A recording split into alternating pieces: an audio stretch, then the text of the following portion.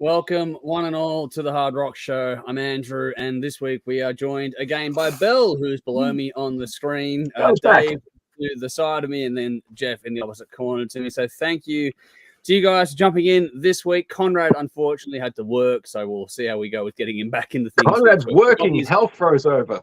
I know, right? So we're getting some... People's lives are always in flux, so the real world does interfere with things as we go through. Again, and on that note, apologies for being late tonight. We are later than usual on the live stream. Thank you, everyone, for jumping in. I can see some comments coming through already. So make sure you say hi, get involved, have some fun with us tonight. And whether you're watching now live with us or you tune in later on, we appreciate your time.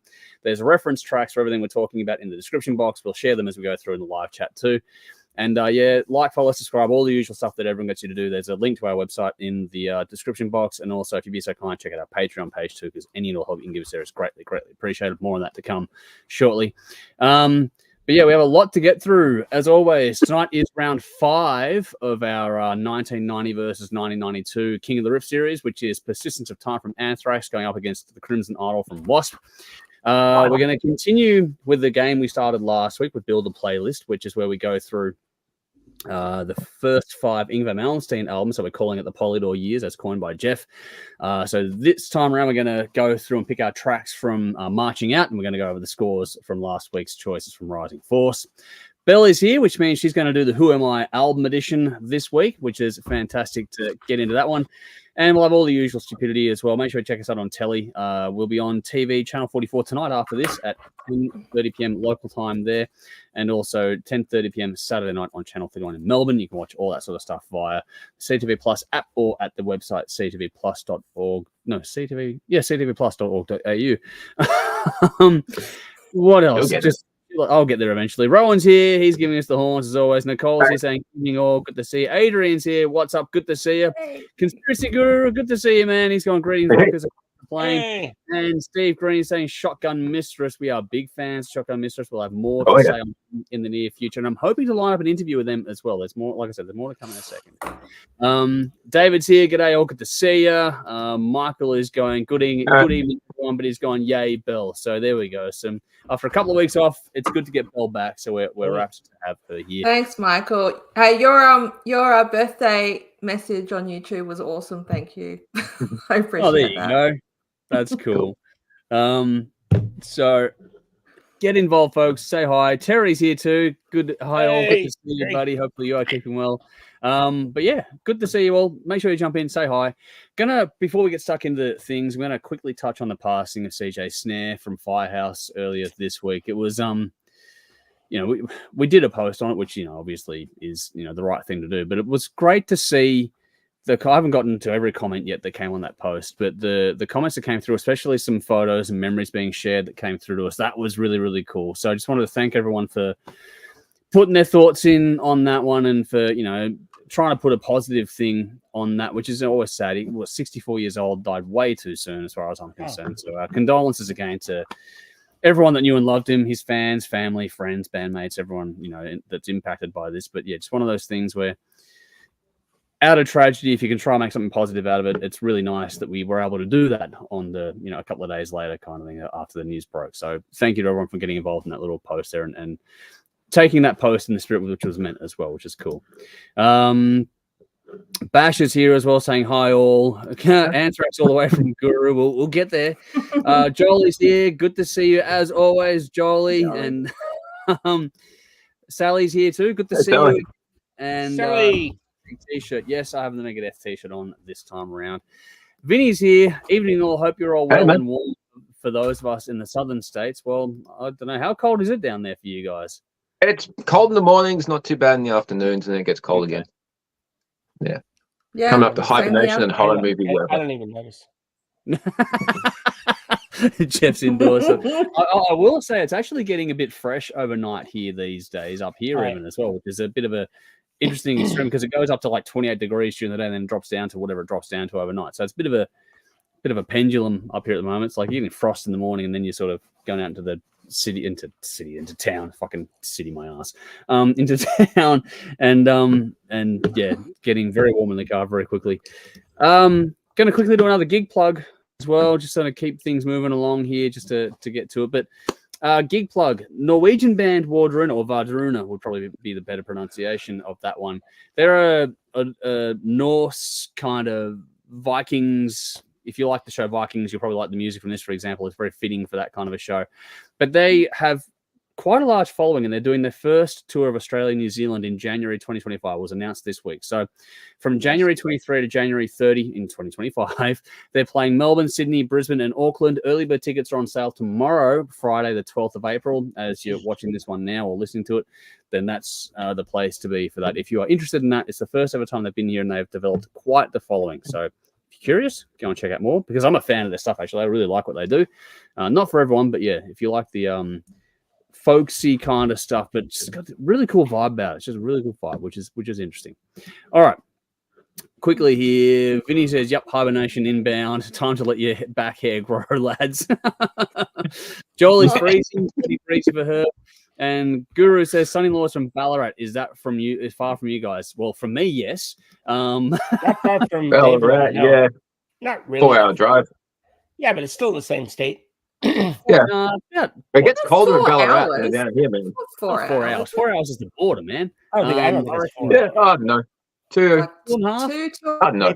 Maybe 3 tops. It's been ages since I've driven up there. It's fucking cold up in Ballarat. Yeah. The Hume's been fucking done up. You'll be able to get there in a couple of hours, I reckon, now. So yeah, get to Ballarat. Yeah, but it's about a couple of hours away, Guru. So post lockdown, just post lockdown was the last time I went up there. It was fucking cold. Cryle Castle, was that? Yeah, yeah, around there and fucking Sovereign Hill and all that. Yeah, Ballarat's cool. It's just really fucking cold. Yeah, it does get cold. So does Canberra, which Belle knows about Canberra. So Canberra can get Canberra's climate. Yeah. What do we got here? Michael says slippery on mountain trails as well as cold. So there you go. So it's a place. Thank you. Yes, it's definitely a place. Ballarat exists. It's actually, if you pay attention to Australian history, it's the one and only place where we had a fucking rebellion. So there you go. Yeah. And that was led by what's a Canadian thing, wasn't it? I think so. Yeah, from memory. Canada. It was Canada. It was Canada. If you go to Sovereign Hill in Ballarat, you'll be able to learn all about the Eureka Stockade, and that's where the blue flag with the white Southern Cross comes from, and all that kind of stuff. So there's some history there. Kuru's got bonus info. There you go. There's some trivia for your son-in-law. I'm pretty sure he knows all about it, though. All righty, let's get on to our highlights of the week. Let's do the rounds here. So, Dave, how's your week been? What's the highlight for you? There's been a few. It's Friday. I was driving to work, got there. And the guy I work with messaged and said, I got a migraine. Can't make it. I'm like, yeah, it's cool. Can do today's job on my own pretty much. So I pretty much had the factory all to myself. I got the Bluetooth soundbar. Yeah. And I would love to know if anyone's actually looked at the video footage, because I like music. When I got the factory all to myself. I can imagine. Fuck, that'd be great. What were you doing, Dave? I'm there for like 3 hours before anyone else rocks up. And I'm like, fuck. I didn't even think about the security. How excited did you get? Because music and wax could be a dangerous combination for you, Dave. Yeah, it can be. There's been a few accidents in the course of my time there. Was there clothes? Was sans clothes or with clothes? No, I keep my clothes on at work, man, regardless of how fucking hot it gets up there. Like, we're talking 50+ degrees upstairs, man. It gets pretty fucking hot. It's a good thing I like summer. Gross. Yeah. Fucking, yeah. Yeah, it's I think at the best they might think I'm talking to myself. I'm probably just singing really badly, but they can't hear me. I don't think. Probably a good thing. But yeah. So Friday was a good day, and Friday night Jade watched John Wick 4, so she's seen them all now, which was cool. Oh, cool. I haven't even seen 4 yet myself. There you go. It was fucking great, man. It's fantastic. Cool. I'm not going to spoil it for you, but yeah, she loved it. Very, very good. And she had a friend over last night, and they're watching John Wick 1. And I'm just sitting in the corner typing on the computer, got the earplugs in. All of a sudden I look up and they've stopped the movie and they're giggling their fucking heads off. I'm like, what? What's so funny? And her friend looks at me and she's like, how was your New Year's? I'm like, what? He's like in hysterics. He's almost fucking crying with laughter. I'm like, what? She's like, how was your New Year's? And then it dawned on me, Jade's shown you a video of me drunk dancing, hasn't she? Ah, right. Yeah. Get ready, mate. It only gets worse from here. Yeah, apparently that was really amusing for them. So they ended up showing more videos because, hey, I like taking the piss out of myself, which is fun. The best way to go. And Saturday or Sunday? Sunday. We was like, fuck it, it's Christmas holidays, let's do something. We haven't done anything in ages. So everyone get in the car, we'll fucking go somewhere. We ended up in the Dandenongs. Haven't been up there in ages. Now, you've heard me talk about my car. It's not in the best condition. So going down the freeway, when I hit the brakes work, but the car shakes. Yeah. Going down a fucking mountain, really, it's like kids just pretend you're on a roller coaster and hold on tight. Oh my Good thing the Mad Mouse doesn't run anymore, man, because that'd be the equivalent. No, this was worse, man. I'm like pumping the brake. I'm not just like keeping my foot on it. I am like easing up when I can to stop this thing. But apart from that, it was really cool up there. It was like semi-raining, so it was nice and air smelled fresh. And Jay's like, "What's that smell?" I was like, "That's fresh air. It's not the city." The semi-rainforest environment, yeah. There's a cool place up there called Dr. Quirky's Emporium. It's got like secondhand DVDs. So I found a bunch of cool horror movies for $5, and Jade found a bass guitar. She's interested in bass, so I'm like, cool. This motherfucker's huge on her. She's like, yeah, okay. She'll grow into it. Yeah, she'll grow into it. And they had like records there and CDs and all types of collectibles, like Exorcist, Jigsaw puzzles, and Child's Play, and all those old music album covers. That's a cool place. And there was a place called the Oracle, which is all into the Wiccan witchcraft shit. It's all Zen and everything. And me and Jay walk in, we both got the metal jackets, and we're like, I don't think we should be. We're a bit loud. Say Eddie sent you, Eddie Munson. Yeah, from the other side. I was saying, you can speak to him. But yeah, I think that's where the Bogans literally ran to the hills, because every shop we went into, that we got complimented on the jackets. It's just like, I haven't worn one of them in 30 years. This is cool. Yeah. All these old fucking rockets. But yeah, that's my week. I've spoken too much. Sorry, I'm back on the LD one, so I'm going to be a cunt tonight. Over to you, Jeff. Nothing new out of the ordinary, then, right? At least I'm drinking. I got something to blame my cuntness on. Well, all right. Oh god. Here we go. Anyway, Jeff. Nothing really new for me. It's the same old shit for me. But Dave, your story about the which one? Did Jeff freeze? I think Jeff He's thinking. Internet guru froze. Don't leave it hanging. He's like the American. I want you. Oh, you're back. You're back. Yeah. That's Uncle Sam. That's the thing. I want you. Yeah, from the Canadian. Is that what I dude. wasn't doing that? As cuddly as Canadians are, no, thank you. Yeah. Uncle Terrence. I'm not your buddy. Oh, it's good. You can tell what it's going to be. It's going to be debauchery and the whole. It's going to be a weird night. Yeah, we're on. Yeah, cool. So, but no, your story reminded me of a story that when you were talking about didn't have brakes and stuff in your car. Yeah. This is a story. I'll just tell it briefly. I was on my way to work one morning. This is in Canada, and it was in the middle of the winter. And if anybody knows anything about cars, you know what a master cylinder controls. Master cylinder controls your fucking brakes. Yep. Well, I was at the top of my hill, and I had just slowed down, and then I didn't know, and then the master cylinder fucking had died right there. And as I'm going down the hill, and I'm trying to slow myself down, just like because I don't know what's going on, I touch the brakes, and it goes right to the fucking floor, and I'm not stopping. I'm like, shit. Oh fuck. And there's an intersection up, and I'm coming down a hill, and I'm just like, oh my god. So I literally I didn't know what to do. I fucking pull an emergency brake, nothing's fucking slowing me down. So I couldn't do anything. Nothing. It just was not doing anything. So I don't know if I was stripping the fucking thing or what, but anyway, it was in the middle of winter. So manual or auto? Auto. There was a snow huge snowbank. And on the side of the road, because it had snowed and it had plowed. So I literally got the car over to the side of the road, and I plowed through half of the snowbank. Wow. And the friction in the snow, because it was hard, it was slowing me down. Yeah. And I eventually fucking came to a stop. I thought I was going to die. I was going to die. You have no idea how high this fucking hill is. This hill, like from to the top to the bottom, is 200 feet. And fucking 400 feet fucking long. Meters, whatever you want to call it. It was a long ways. And that your story, Dave, reminded me of that. But for some reason, it You know, popped in my dude, head. if you were playing Black Sabbath Snowblind, that would Yeah, I have was been thinking the same thing. I was almost fucking I don't know, singing "Stairway to Heaven." I'm It glad you're was still with us, man. fucking not good. So anyway, that's it for me, Belle. Go ahead. Wow, that was your week. That's, Yeah, no, that was my week. No, I know, but that's throwback I week. was going to say that's a cool story, but it's sort of not. But it is because you're still here. Yeah, well, cold. Yeah, that's the main thing. You're still here. Yeah. Mm. Well, look, my week has been the same as my last couple of weeks, actually, since I've been away. Yep.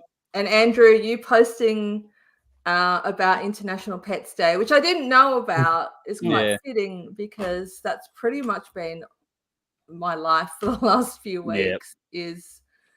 I don't think I had the puppy yet when I was last on the show, but I have. No, you're now. getting it the next. You mentioned it. You did mention it. Yeah. It was coming. She has arrived and she's awesome and I adore her and she's doing everything a puppy should, like stealing and chewing up all the shoes and chasing the cats. Yeah, nice. Only when they run, she chases them. Otherwise, she's just stares them down. She's really put them in their place, which is great because they thought they just ran shit around here. So they don't anymore. Good. Yeah, she just wants to play. She doesn't hurt them or anything. But they're not so sure about her because she's quite boisterous. So and she's very food motivated. So she's proving very easy to train. So she can sit already. Nice. The real challenge has been getting her to sit and stay sitting as I lower her food bowl because she just shakes. She's like, I'm sitting. I'm so hungry. Yep. But she's doing really well. That's good. Don't have too many accidents in the house anymore. Awesome. She knows to go outside. She's fine overnight. So she's just a bundle of joy, really. Awesome. Loves coming on, good. walks around the property with me.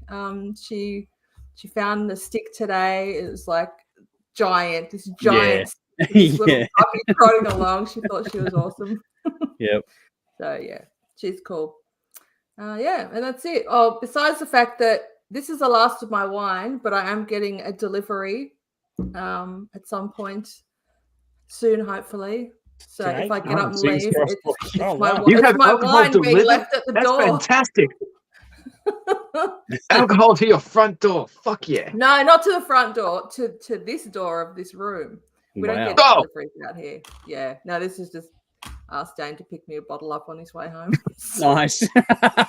Even better. Bring me alcohol. Last couple of weeks, so there you go. I need wine. Desperate. It's an emergency. I'm live streaming with 3 idiots. Give me alcohol. You need it. You need it to get through this. Yeah, that's about it. I do. Yeah. No, I don't. How are you, Andrew? I'm good. Just quickly before we move on to me, your camera roll must be absolutely full of puppy photos. I assume. Yes, I will send some puppy photos. No, that's okay. I take photos at the best of times when they're young and they're puppies. I assume it's just every chance you get, you'll be taking a photo. So that works. Puppies running around, puppies sleeping. Yeah, which is only creepy if she discovers it. You did call her Lilith, so there's so she can handle my creepiness. Yeah, that's cool. Not heaps to report from my end. It's just been another week of usual, but we are lining up interviews, which is cool. So it looks like I'll be chatting to Cicada Stone and Audio Rain early next week, which will tie into a TV episode coming up as well. So there's some fun stuff coming there. So interviews are coming back into things. We're actually booking and moving them along now, which is great. Just quickly give a mention to where was it? I'll have to go back and find it now. Steve Green, who pointed out to us tonight in messages that sorry, gotta find it here. The Dreadful Tides have released a brand new single today, so thank you for letting me know about that. I've checked out the video as well, so we'll go through those things later on. But generally speaking, for me, it's because we had that snake last week. We've just basically rearranged everything in the house, which is why my set is not looking the same as it was last week, because I've actually rearranged my entire room here. The insulation that was in this corner behind me over here is no longer in this room. Obviously, it's over there, and there's a lot of building stuff going on, but just rearranging things, trying to make it more like what it's actually going to be like, which is kind of the cool thing about it all, is because you're actually starting to get a feel for the space and how we're doing things and what it's going to be in due course, which is a nice sort of feeling. So while there's nothing outlandishly new to talk about aside from the interviews and this, it's just like, it's cool to get that feeling of what it's going to feel like when you get into the space and it's all nice and closed in and that. So getting a bit of a vibe for it now, which is cool. So just keep doing stuff around the house and yard work and that, which is awesome. But yeah, more on my bin later on, which I'll get to. But yeah, that's been fun. Just rejigging things and setting things up for the long term is going to be a really nice feeling now that we're sort of really getting settled in on things. All right. Comments quickly. Vinny says Dave on CCTV dancing to CNC Music Factory. How did you know, motherfucker? Well, Bashers, yes, this is one too. Pandemonium Festival bands confirmed. Happy Alice Cooper is performing last saw in 2020 and before 1977. Welcome to my Nightmare Tour. Both Alice is always fucking good. He just gets better with age. Yeah. I'm glad that's been settled. So we'll see how things shake out. We're going to go see Alice. 3rd of December, 1854, Eureka Flag. I'm on it. There you go. Back to Ballarat for a second. Eureka, yeah. Yep. Michael, watch out for us hillbillies, Dave. There you go. Hey, I'm from that part of the world, so that's all right. I've seen Deliverance, dude. I'm not into it. Yeah, so Bell's backdrop is looking the part as well. Thank you, Sally. Guru's gone, Uncle Jeff wants you, so there we go. Rowan's doing something with the emojis. I'm not sure. I can't really bring it up on the screen here. Man Family's here. G'day. All good to see you. Hopefully you have a good week out there. Hey, buddy. And Vinny's gone, I'm on the Spice Drum celebrating my return to the single life again after 5 years. Thankfully, I remember how to masticate. Masticate, huh? Interesting choice of words. Vinny? Vinny, I'm sorry. I hope everything's okay, to be honest. Yeah. That's not great news, but hopefully all right. It's great attitude, though. Yeah, no, Vinny's one of the good ones, people, so yeah. We all masticate. Well, we should all know how to masticate. If we can't masticate, we're in trouble. We're in serious trouble. Yeah. All right. On that note, let's move on to songs of the week. Yeah, please do. I don't need Jeff to give a demonstration or anything. It's fucking chewing, dude. Masticate. Dave, are you learning new words tonight? Here we go. All right, in the comments in the description box, you're going to find a link to Jeff's song of the week, which is Shotgun Mistress with Shot Down. Here we go. We're going to just keep moving on. This is the latest single from the Melbourne band's upcoming album, Kings of the Revolution, which is due in January 2024. This is a band we've had a lot to do with over the years. It's another band January's gone. Interview with as well. Hey? You said due in January. January's gone. Due in June 2024. June. I heard January. No, June. Okay, I'll shut up. All right. But yeah, this is a band we've had a lot to do with over the years, and we're looking forward to doing another interview with them in the near future. But if everything goes to plan there. But Jeff, this was your song of the week. How did you go?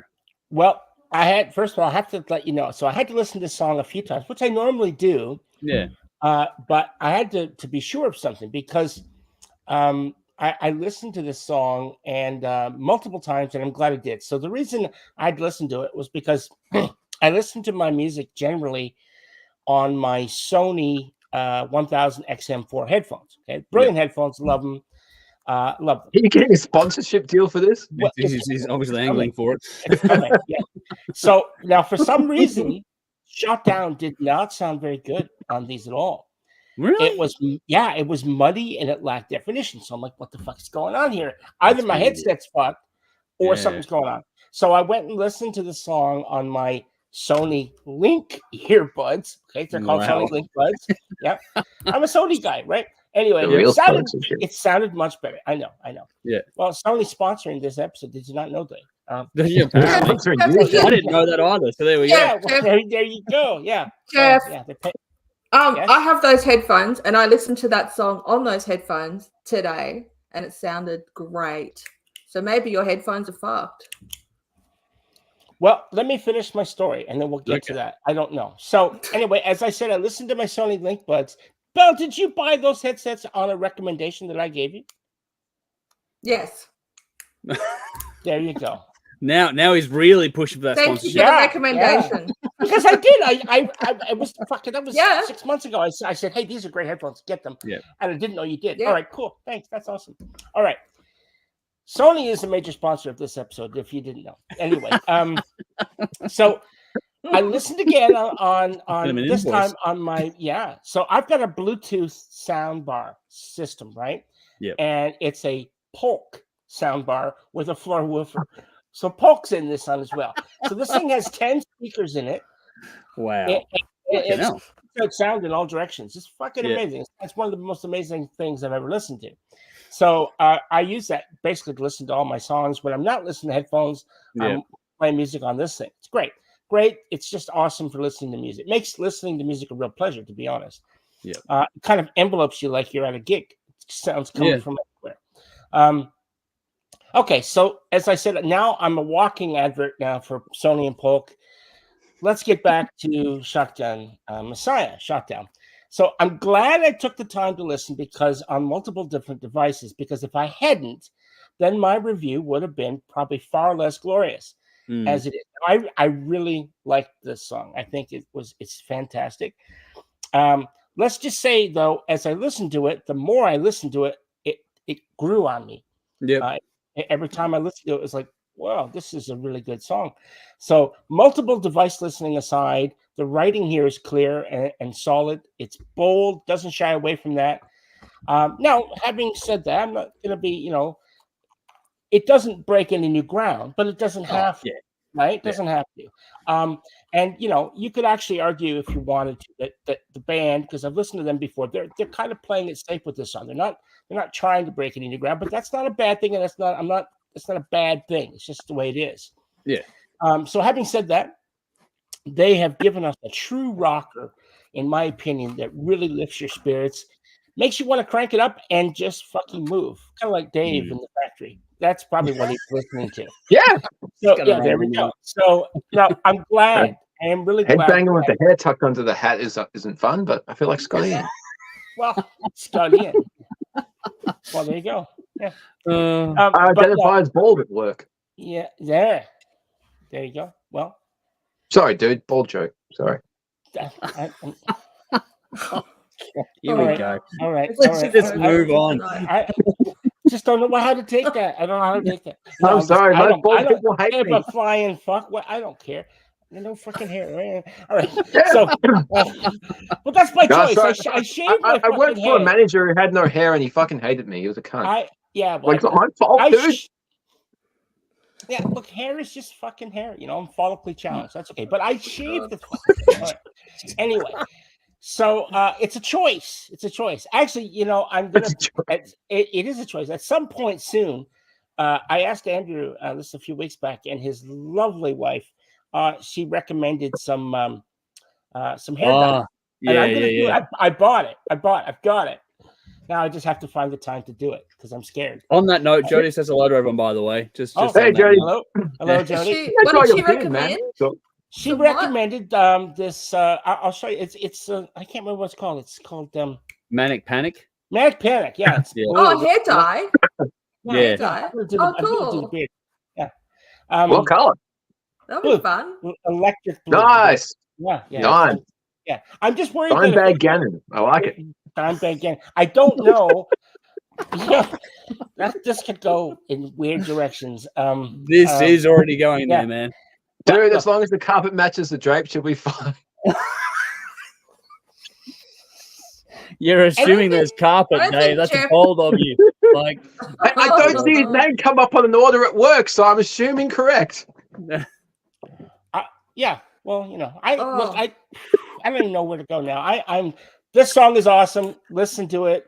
Shotgun Messiah. Loved it. I'm glad. Shotgun Mistress.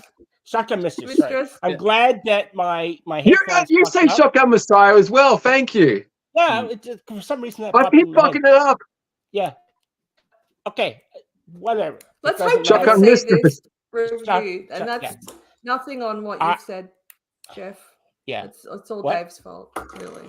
Well, Yeah, it doesn't, I'm matter. sorry, I Anyone who apologize. doesn't understand what I just said, just go back. Just understand this is a great song. Kicks ass. It rocks out. Enjoy. That's it. Done. All right. Let's quickly do the thumbs up, thumbs down, do the rounds. I'm going to assume it's thumbs up all around, but it's thumbs up Yeah. for me. Shotgun Mistress are awesome. They're good live too. Shotgun Mistress are a great band. And if you haven't checked out this single, they've got this one, another single, and a previous album. So go and check out their work if you enjoy this one quite a lot. It is straight ahead hard rock, but it's fucking well done. All right. What do we got here? Well done. Joe has jumped in to say W.A.S.P, Chainsaw Charlie, brilliant. Yes, yeah, that is what a a good song. song. We are getting to that one eventually. Rowan says Andrew did in fact say January. I didn't think so, but okay, June. He did. I'm sure he did. Thank you. I'm not going there. I apologize. Michael says Shotgun Mistress sounded great on reference speakers here. Yeah, it sounded great on my headphones too. I've got Sennheiser, not Sony. Nice. Vinny says, don't forget to plug your shorts. Jeff, Uncle Terrence have a great range. You're assuming I'm wearing shorts, Vinny. Here's an informative review. Adrian's jumped in to say, I like the riff and the vocals are cool. So there's some good ones there. Bash says, like this song. Saw them at the Glam Fest, and they were one of the highlights for me. They rocked hard, were fantastic. So there we go. Nice. There's some more positive words for it. Adrian says, this would have been in the 1980s, not a bad thing. So yeah, they do throw back a bit, but it's a good thing. Vinny's gone thumbs up. Awesome. So, Ellie says, hey, Jody. Vinny says, any other uses for that hair butter asking for a friend? Well, I'm sure you'll find out. Adrian says, good one, Dave. Michael says, carpet and drapes until the ball maxing party. Anyway, good point. We're going to get to that eventually. All right. Yes, we are. I'll bring the blue wax. Next one up is We'll Bell's song of the week. So we're going to move on. Bell, you're up next. The song is the Rebel. The artist, sorry, is the Rebel Saints. The song is Wild Hearted. It's from the Swedish duo's debut album released in March 2024. This album has been about 3 years in the making, delayed due to lockdowns and whatever else have you over the last few years. But they've been familiar with each other for a long time. But yeah, they just sort of really started to get working on this sort of thing over the last 3 years. But Bell, how'd you go with this one? Can you mute Dave? No, I'm kidding. I can. Fair call. I'll endeavour to not be my usual witty, charming self. Oh God. Oh, we love you, Dave. Don't change. I'm doomed. I'm never going to change. No. We're wearing the same fucking clothes for 20, 30, 40 years. Yeah. Not changing. That's why you have to do your reviews out there because you know. I know. No one wants to be close to me. Yeah, that's right. Hey, Jeff. Bell's talking. Shut up. Wow. What a cunt. What a cunt. All right, children. Can we move on? Wow. Maybe we should roll to Dave and then you can go and get another drink. Yeah. We can all No, you want me more drunk? Let's just keep moving. No. All right. So look, this was a great song. What's not to love about this song? It starts off with an interesting bluesy intro, which becomes a great build into the full rich sound you get when the song takes off. These two guys have done a fantastic job with how this sounds. Just the two of them in the studio, apparently, doing everything. Mm-hmm. Wow. The vocalist, who sounds fantastic and has a voice tailor-made for this style of music. Yeah, definitely. Also handles bass and keyboards, which on this track at least uses an organ sound, which I love. And he does the drum programming, and the other guy plays guitar and does backing vocals. And I'm pretty sure they do all the studio production work as well. Yeah, I think it's all in-house. I'm not sure. Yeah.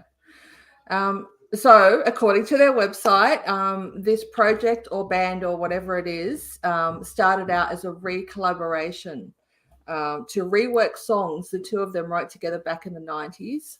And in doing that has since grown into writing new material as well, which I'm actually not sure if this song is new or a rework. Yeah, it's hard to get all the information on this one. Yeah, there's not a lot. Cool, my wine just got delivered. Nice. There you go. There we go. And just a little distracting there. Yeah. I want to go and get it. It's a worthy. We'll get through this and you can. All right. Their album apparently came out on the 15th of March, as I discovered today. So I'm really looking forward to listening to that because this is the kind of rock that I love. It's melodic, bluesy, great groove, and it just drags you along willingly for the ride. And when it finishes, you just want to go back for more. it was just a really cool song. There's nothing particularly original about it, but it's classic rock done with class and feeling and nostalgia. Just want to jump in on that point, because for the last two songs that's been mentioned, and I just want to really reiterate that you don't need to have something fresh and fantastic every single time. Sometimes it's like putting on a good old pair of jeans or a good jacket. It just feels good. It feels like coming home. That's what I love about that sort of music. Correct. But yeah, exactly. Right. Yeah, it just really was easy to listen to, but not easy boring, easy enjoyable, just uplifting, and this is cool. And you felt comfortable the first time and the fourth time. Yeah. So it was great. So I didn't know where they came from, but Sweden is just based on their surnames. I figured it was in the Nordic area. So somewhere there. Well, the only reason I twigged on that was because their website is .se, which is Sweden hosting domain. That's the only reason why. Yeah. Only reason why I figured it out. Yeah. Well, then there you go. Sweden strikes again. Mm-hmm. So, Anyway, I thought it was great. And I'm going to go and listen to the album this weekend. Nice. They're cool. All right. How about everyone else? Thumbs up, thumbs down in the middle. Where are we at? I'll give it a thumbs up. Yeah. I thought it had a real, believe it or not, I got Bad Company out of this. I get that. Okay. I get that. Yeah. Yep. Paul Rogers, even the vocals. There was something there. I'll pay it. Yep. Yeah, good pick. I didn't think of it, but now you say it, I can hear it. Yep. Yeah, he was. Yeah, he was originally. Yeah. And in Queen for a little while. Yeah. For like a hot minute, but Yeah. But so was John Farnham for a hot minute. Yeah, for like a hot second. Not even a hot minute. The minute's better than a second, dude. Yeah. Roger's got a minute. Yeah. Farnsy got a second. All right. From the audience here, Michael says, awesome track. We've got some great ones this week, I've got to say. Adrian says, I like the blues riff in the beginning. The vocals are strong. Followed up with Belle. You should check out Badlands on their first album. She doesn't need to. No, she knows Badlands. Yeah, there we go. Yeah, JK is a friggin' legend. Wow. Thank you, that. I'm all over that. Right. No, I've got to say, like we say it every week, but just so you know where these songs come from, these are things that have come through from the Patreon side and from ourselves, where we put songs into a pool and they get voted on, and ones go to the top of the pile become ones that we review, and this is like the picks of the bunch. So we're going to get pretty good lists every week out of this, because it's not just arbitrary decisions. There's a bit of a pool going on for voting on this. If you want to get involved, join our Patreon page. All right, yes, please do. My song is up next, which is a cool one. So again, links are in the comments as we go through, but also in the description in case you miss it, or you want to check it out later on. Then we have the next one now is Black Sun with Slay the Queen. This is the latest single from a band based in both Ecuador and Finland. It's from the upcoming 5th studio album from them. The band underwent a lineup change for this one that says Netta Loren from Smackbound and Loren Lahimo take over vocal duties for this band for the first time. She guested on the last album, but she's now the full vocalist for this band here. Now, I'm going to say first, straight up, that I did not recognize it was her voice until I went and did the digging on the information on this one, because I've heard her with Loren Lahimo. I've definitely listened to both Smackbound albums. Loved her work so far. This is a different string to her bow, which is much more aggressive and mean and dark. And I really enjoyed this sort of twist in her career so far. I thought it was a great change. She is a super impressive vocalist. The more we hear from her, the more I like what we get. This one has a really sort of nice chugging rhythm to it all. It builds nicely. It has a real sort of darkness about the song. The riff is fucking killer. The hook in the chorus is great as well. But this also gets really gnarly at times too. It's got a great blend of sort of that heavy and the melody side of things. They come together nicely on this song. There's a bit of a softer pre-chorus, which brings a bit of, air and light to the song, which is a good little contrast. It's well done there. But there's also really good swing in this, which is irrepressible. Like, you can't help but fucking move along to this song. It makes you want to tap your toe, nod your head, all that kind of stuff. It's one of those infectious songs, while still dark and a bit menacing, but it just wants to, you want to move along to it. Then on top of that, all that, you've got two great guitarists in this one that trade off solos that are fucking brilliant in here. I love that dynamic that they had along with the vocal in there. And then you get to this little come down a little before the final crescendo on this song. This is really well written, really well performed, and in-house really damn well mixed as well, because I forget the name, but Netta Loren's husband is the guitarist and the producer for this outfit. The video is an interesting sort of blend of performance and the dark, almost demonic themes that works well and fits the vibe for the song overall. But I'm looking forward to the album. I haven't checked out any of the previous stuff. This is the first time I sort of heard this band. I forget. I can go and dig it up, but I know that it came from Patreon that was recommended to us. Thank you for putting this song forward, because I'm glad it got the votes that it got, and it's easy to see why, because this one was just a really super impressive little song here that I fell in love with straight away. And it's one of those ones where, the more you hear it, the more you want to fucking take it in and enjoy it. So I'm looking forward to the album. I don't know when it's coming. I just know it's in the works for this year. Yeah. But yeah, hopefully everyone out there enjoyed this one as much as I did. But let's do the rounds quickly here. Thumbs up, thumbs down for Black Sun, Slay the Queen. I enjoyed this one a lot. Oh, Bell's in the middle. Why is that? Well, look, Melodeath is kind of my thing. Yeah, it's probably my favorite, and so I'm very fussy with it. And I just so the vocals were great, and I did recognize the voice. I didn't attribute it to her until I also I'm like, oh, okay, but it did sound familiar to me, and that riff is killer. Yeah, but I think I don't know. It just felt like it lacked depth. It just felt like it was a little, just something was missing. It was a little hollow or empty, or in some sections, and a little. I don't know. I've heard it before, but I mean, it was cool. I don't agree with that. It sounded familiar. It was cool. It was good. It's not all that different from what I've heard before, so it doesn't stand out from. There's a lot of music like that, though. It's still great. It's everything hits the fucking nail on the head. All sounds great, but it doesn't distinguish. Why would I listen to this? And there's that. So this is the same singer from Smackbound. Yeah. Yes. Yep. Wow. Okay. Because remember, I gushed over her. She was. Yes. Yeah. I remember. Yeah. And rightly so. I did not recognize her voice. I was like, I'm glad it wasn't just me, because it threw me for a loop, and I'm going, hang on, what the fuck? I dug in and went, wow. Okay. I was surprised it was her, because it doesn't sound like things she's done previously. Yeah, it doesn't sound like Smackdown or Loren Lahimo. It doesn't sound like those two projects at all. So it was a good change for her, I thought, at least. Yeah. Shows your versatility, because I didn't. If you had put a gun to my head and said, guess the vocalist, I'm dead. We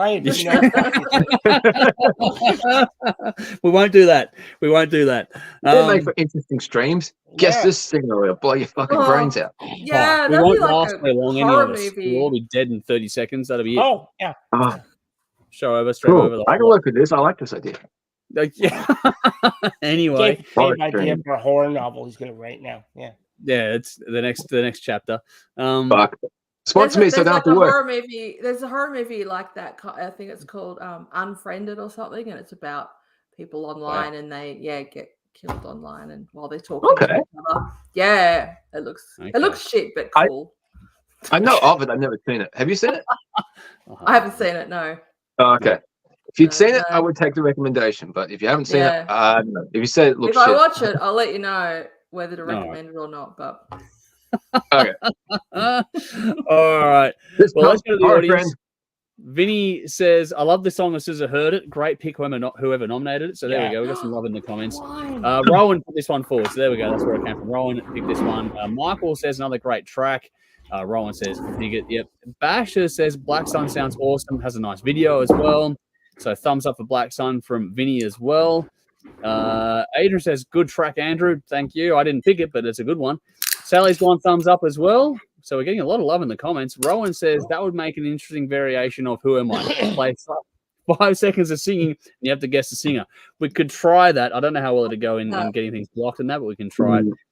Vinny says, great movie, Bell, but I genuinely enjoyed it. So there you go. There's that one. Vinny recommendation. I'll watch it. Rowan's correcting me.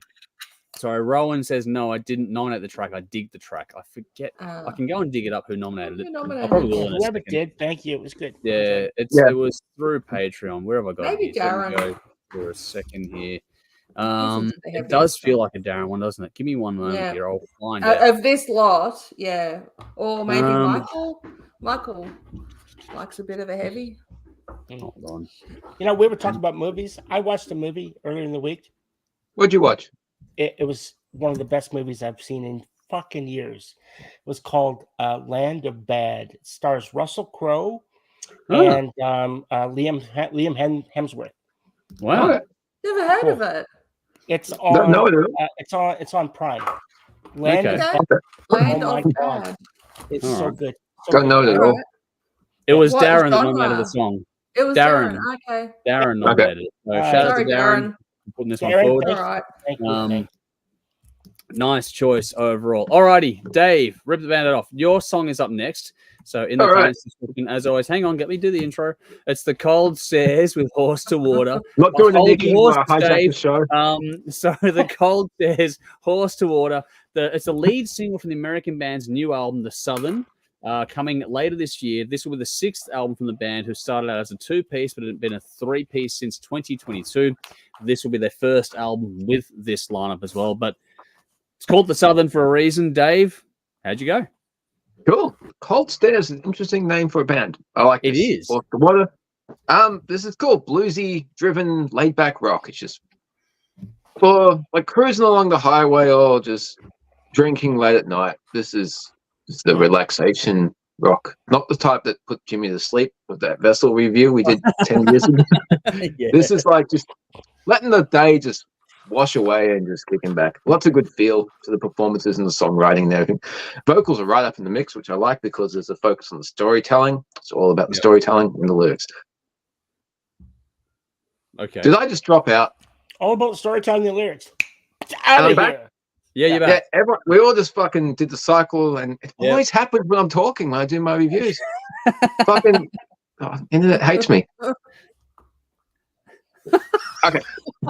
So That was just an excuse to get another bottle of wine. That was he was gone and back in the front. Oh, here we go. no need to rush this shit. You got to be, cool. This is a relaxing, laid back song. Yeah, So just it's relax, cool to- relax. Yeah. You're Canadian, man. You should be all chilled and everything. Just, I am how's it going, eh? Australians are supposed to be the most. Yeah, Aussie's meant to be Besides pretty relaxed. Jamaica. No, we're not. We're just like, how's it going, cunt? Anyway, It's relaxed. that's a chill vibe. Anyway, the chorus has a really nice shift. It just goes all clean tone all of a sudden, which I fucking love. A good clean tone always makes me happy. But then he goes back to the fucking still shit. But the whole mood shifts, and that's cool. The solo was really cool, really understated, but really fit the song really well. Straightforward song, and it was cool. I have to hear more from this band because I liked it. That's it. Nice. Cool. Let's do the rounds here. Thumbs up from Bell, thumbs up from me. Jeff, where are you on this one? Thumbs up as well. Yeah, it is the cruisiest song in the list tonight, but that's a good one there as well. You know what I got vibes from this song? And you guys, Dave's probably going to punch me in the head next time he sees me, but I got Thin Lizzy vibes from this. No, I get it. And in fact, there were times when he was trying to, I think he was channeling Lynette there. There was times there. I think Gary Moore, but not Thin Lizzy. Maybe. No. I've given a Thin Lizzy comparison to Tragic Earth years ago, but no. I don't give that fucking lightly, but no, this does not do money at all. Listen to this again and then just imagine that. Well, okay, you're not going to listen to it again. I will. I'm going to listen to it again, but I'm not going to imagine. Just imagine Phil Lynott. Just imagine Phil Lynott. Just try, and then see if I'm wrong. You're wrong. Okay. I can hit my head. You're wrong. Put it to the audience. What do you guys think? Yeah, cool. We'll see. But Craig says Land of Bad was good. I think that's a movie. Yeah, that's the movie. Good. Jeff. Yeah, That's what. Sorry, I was reading and listening at the same time. That's why I'm a bit. Anyway, Vinny says this would be great live. Cold Stairs. That's cool. Adrian says there's a cool live clip on. So there we go. More Bad Company. Vinny's thumbs up. Jolie's gone. I loved it. So thumbs up. I think it might have been actually your nomination, Jolie, if I'm correct. I might be wrong there. All right. So we have one song to go, which would have been Conrad's choice, but I'm going to be greedy. I'll take it because Horns up. I love it. Prepared just in case. All right. So, yeah, I figured you would, Dave. Look, the last song of the week is going to be the Omnific with Basscamp. This is the latest single from the Melbourne instrumental outfit, a three-piece band consisting of drums and two bass players. This is from the upcoming third album, The Law of Augmenting Returns, due in June 7, 2024. We've got a lot of love for these guys here at the show, especially Dave and myself, who reviewed Escapades in 2021. We fell in love with the band at that point in time. My kids love this band too. Yeah, exactly. Where are they from? These guys are a different beast entirely. They're from Melbourne. Like, I'm not going to lie. It's always good to have Conrad here, but I'm not sad that he's not here to talk about this song because I want to talk about it because I fucking love it. It's just, I mean it. I genuinely fucking love this track. Each time I listen to it, I fall more and more in love with it. There's great space in this one. The range of emotions expressed in this song in this way is nothing short of remarkable. It's got light and shape of days. It's got groove and it's got bite. It's got space. It's got beauty. It really has it all. I adore the mix. The tones are fantastic. This sounds impressive just to listen to it. The clarity, the space in the mix, the panning is brilliantly done, as so is the subtle use of reverb to give depth on different things at different times. Like, it's not an all the time thing. It's different moments of the song call for different things, and they've used the accent element of reverb perfectly. It's infectious too, this song. It's got hooks in the composition. There's no vocals in this, but there are hooks in the composition, but the groove also gets you moving. This is just one of those ones where you just can't help but be swept away by the song. For me, I really hope I'm not alone in this one because I fucking fell in love. You may think, two bass players, if you haven't heard this band before, means, sort of big and meaty, which this does have that. But at the same time, the way they use the solos, how they change between each other and play solos, and this one is super impressive. There is definite, brilliant lead work in amongst all this as well. And in a funny way, the video for this song kind of fits. It's hard to imagine anything else for it. It's part band performance, part sort of nostalgia video with the old film grain effect on it, that kind of stuff. It just fits the emotion being conveyed in the song wonderfully well. It takes you sort of that nostalgia trip that I was talking about. It takes you back to that era. If you grew up with, the old, 8mm cameras and slides and that kind of shit, then you'll know what I'm talking about because it feels like that. There is a lot to take in on this song, so much, actually. I urge everyone to check out this band.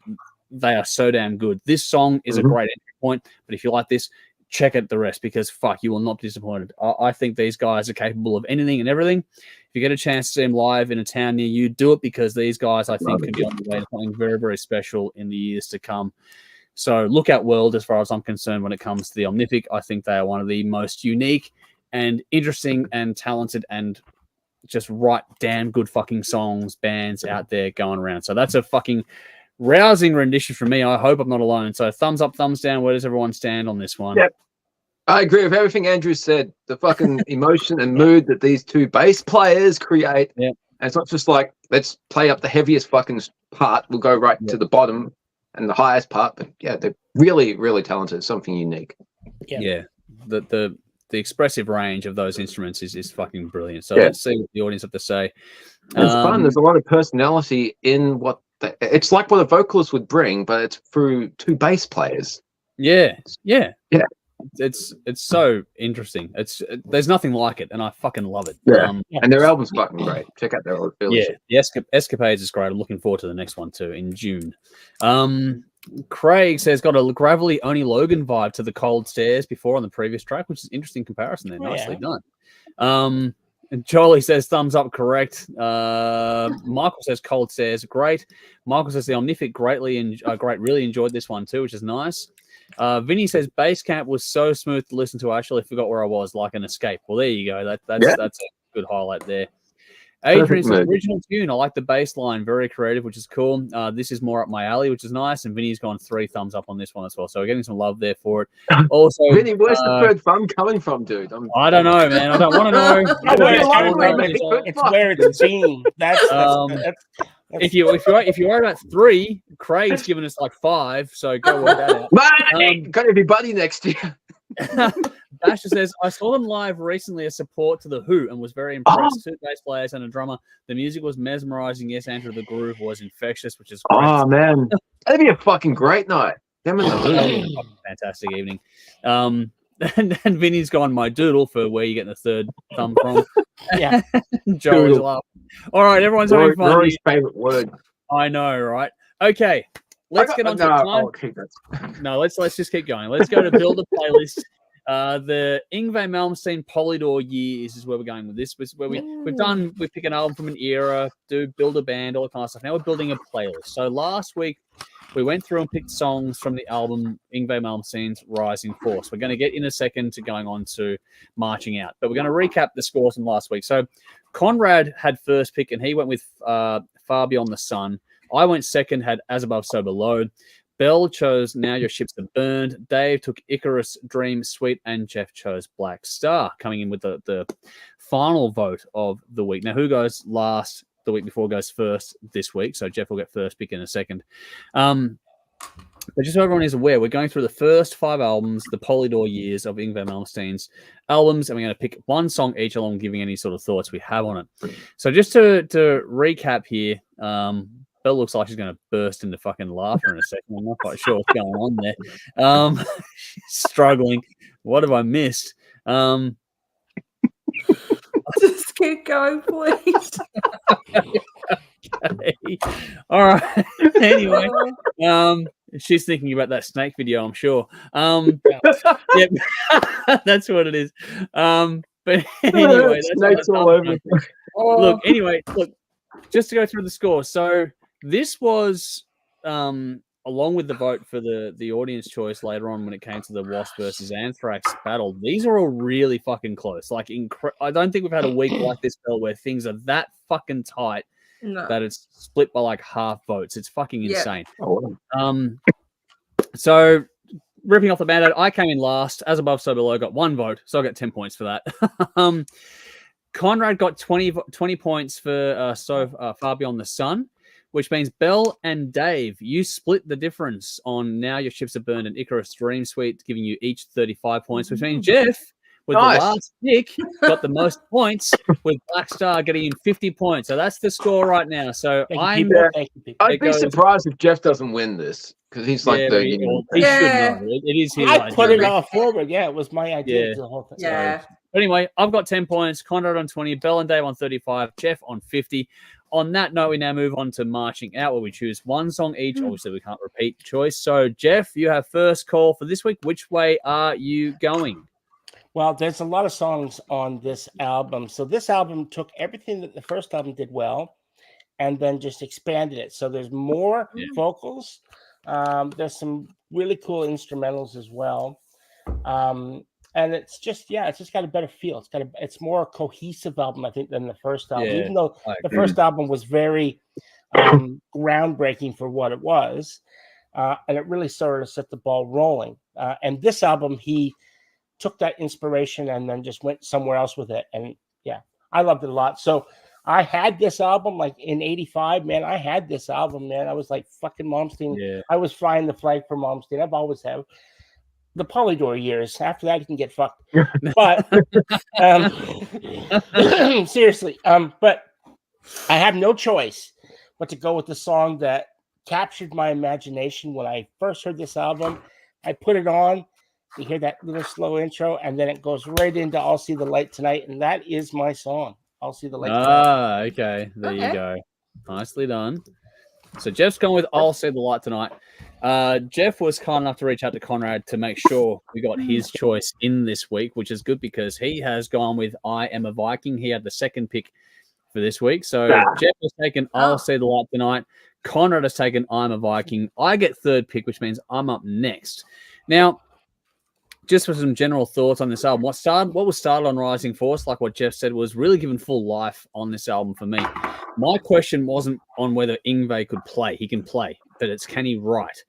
This album goes a long way to prove that he can write in the right environment.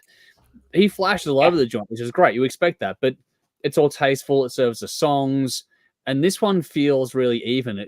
Everyone gets to shine. Not like you get Yngwie and Jeff Scott Soto, which is the two, frontal pieces of this outfit, which makes sense. But those two nailed it. there's great solos in this, but I love also how the bass and the drums got to shine on tracks like I'll Say the Light, for example, Jeff's choice there. Yep. That this whole thing feels like a band, not a vanity project, which is what the later albums definitely feel like. I love how there was actually space left for vocals deliberately in these songs here and there, which is, that was front and center on things like Don't Let It End, for example. There's great writing across this one. Everyone and everything gets to play their part nicely. You still get the neoclassical flash, which you want from Yngwie's stuff, which is, that's fitting. You want that side of his playing. You want that stuff in this context. This is where it all makes sense to me. You get some silliness here with lyrics like, I'm Viking. So, Conrad chose a silly song as far as I'm concerned, but it's such a small thing. It takes nothing away from the listen. It's actually a pretty good song. So, it's a great song. Just found the lyrics a bit silly on it. But I also loved how the synth and the lead guitar got the solo off against each other as well. There's a little battle there in Anguish and Fear, which is a cool little touch on the album as well. This is what I want from Malmsteen's work. There aren't any flat spots in this album. I think it's hard to judge the mix because it's only on fucking YouTube. So it's, this needs to be rectified and put out for everyone to hear properly. Yeah. But I think that has dynamics and flow. It's a good album overall, to be honest.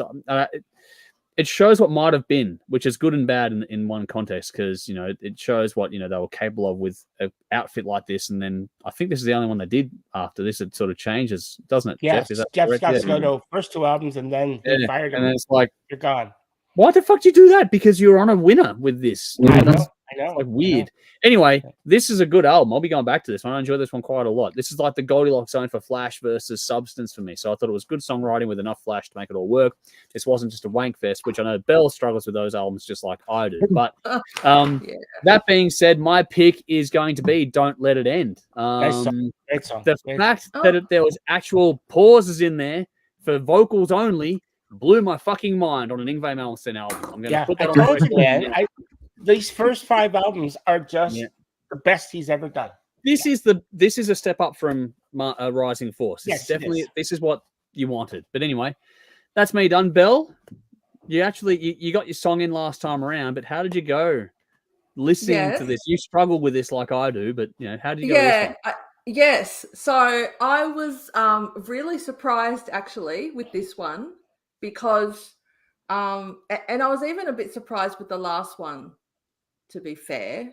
Yep. Because I was expecting just a total wank fest. It's not, And so the first one had a bit of that, and it was a bit painful, but it was still, tolerable. It served its purpose versus just it wasn't as bad as what I actually thought it would be. But when it was bad, I was like, oh, for fuck's sake.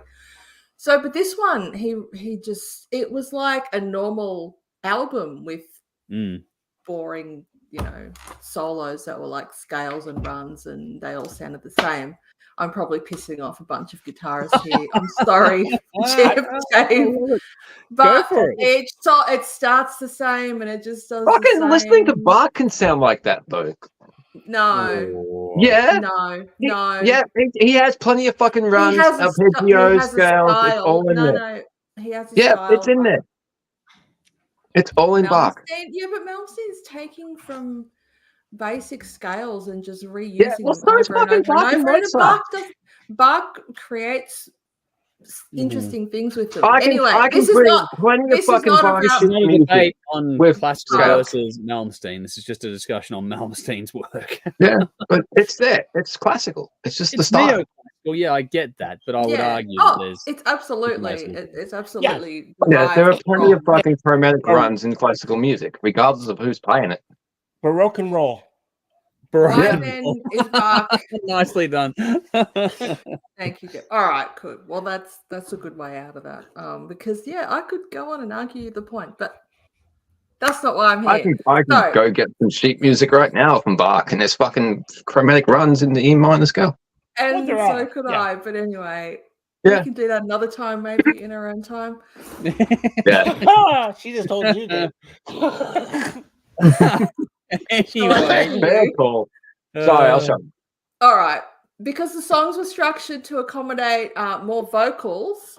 Yeah, they were all pretty much your standard song structure, and therefore there was less opportunity to fill empty space with wanking. Yeah. So it just made the songs really enjoyable from start to finish. And personally, I prefer. I mean, obviously he's brilliant. Like the solos, he's fast, he's accurate. He can accurate. He can do what he wants to do.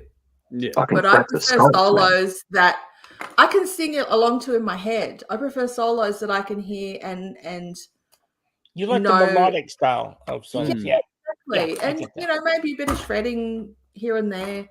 I guess like Empu does. Empu's very tuneful and soulful. Yeah, it feels. He can shred with the best of them. I like to start with and shred. It's boring to just shred full on the whole time. Yeah.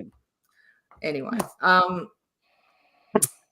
Don't Let It End sounded like a Dio song. In fact, I got a lot of Dio in the chord progressions, in the vocals, in these songs. They were very Dio of that era of Dio. I'm picking up what you're putting down there. I get that too. Yeah. Quite appeals to me, to be honest. Which is cool. I mean, Jeff Scott was American, right? So he brought the American influence to the band. Yeah. Yep. He wasn't he? Yeah. I did do a bit of research. He's not dead yet. No, he's not dead. And Jens Johansson played keyboards on this spell. I heard the keyboard and I thought I recognized that keyboard player. And I looked it up and of course. Who else would it be? No one else sounds like that. It was you look at this lineup, it's a great fucking lineup. Anyway. Because he was on, I knew he was on Odyssey, but I didn't realize that he'd already joined up with him early on like that. Yeah, I think he was there from the beginning. I think he was from the very beginning. I think, yes, and Jens had his brother join for this album, but wasn't on the first album. Yeah. Anyway, look, I'll just pick my song, which is my first choice again, which is cool. Nice. Disciples of Hell. Nice. That was on my short list. It's a great song. Yeah. Definitely on my short list. I think every song on my short list is now here, I think. Just about. There's one left. Let's see if I get the whole set on this one. Anyway, Dave, your call now. Yeah. You go first next week. You might be surprised by this, but I've never heard this album before. I own Rising Force. I have never heard this album before. Oh my gosh. I was really surprised because it's quite starkly different to what he did on the first album. Yeah. It is more of a band effort, which would have been cool if it wasn't under his name. Yeah. Interesting. You come into a Yinri album expecting the wank fest, for lack of a better term. And to have this, it was fantastic, but it was like what a lot of bands were doing in the early to mid 80s. If you're going for a Yinri album, you want that guitar virtuoso all the way through. Which I was a little bit disappointed, but I could love the album for what it was. So it was like, it really threw me, because having had the CD of Rising Force for fucking years, it was really, really like, okay, Yinri's in a band now. I didn't know he did this, but it was cool. Three left, so I'll just go with Soldier Without Faith. I thought that was a cool song. Nice. Did I do it? Was that on your short list? No, actually, my last on my short list was Anguish and Fear. That was on my list as well, but no. That was the last on my short list. And On the Run Again was my other. I didn't have a short list. I knew what I was taking right off the bat. Well, you got first pick, so it's Yeah. Next week I'll have 4 tracks ready to go, so it's a bit fun for me. Dave gets to go first, so Dave can pick one and be done. Dave, it's interesting what you said about this sort of music was the style of the day, but this was 85 and neoclassical really didn't exist before Malmsteen. So I'm not necessarily referring to like the guitar playing. I'm talking about the band collective. I understand what he's saying about the composition overall. He's obviously been influenced by he's had a bit of mainstream success, and he's been influenced by what's happening at the time, and he wants to capitalize on that. Oh, there probably would have been some of that, and there's no question about it. You know, his main influence, people don't realize his main influence of a guitar player is Richie Blackmore. You know, I did know that actually, because Blackmore's a massive classical fan as well. Yeah. I don't know. I just like those solo guitarists, I like them just being them. Because it's an art form that if no one's doing it, it's just going to disappear.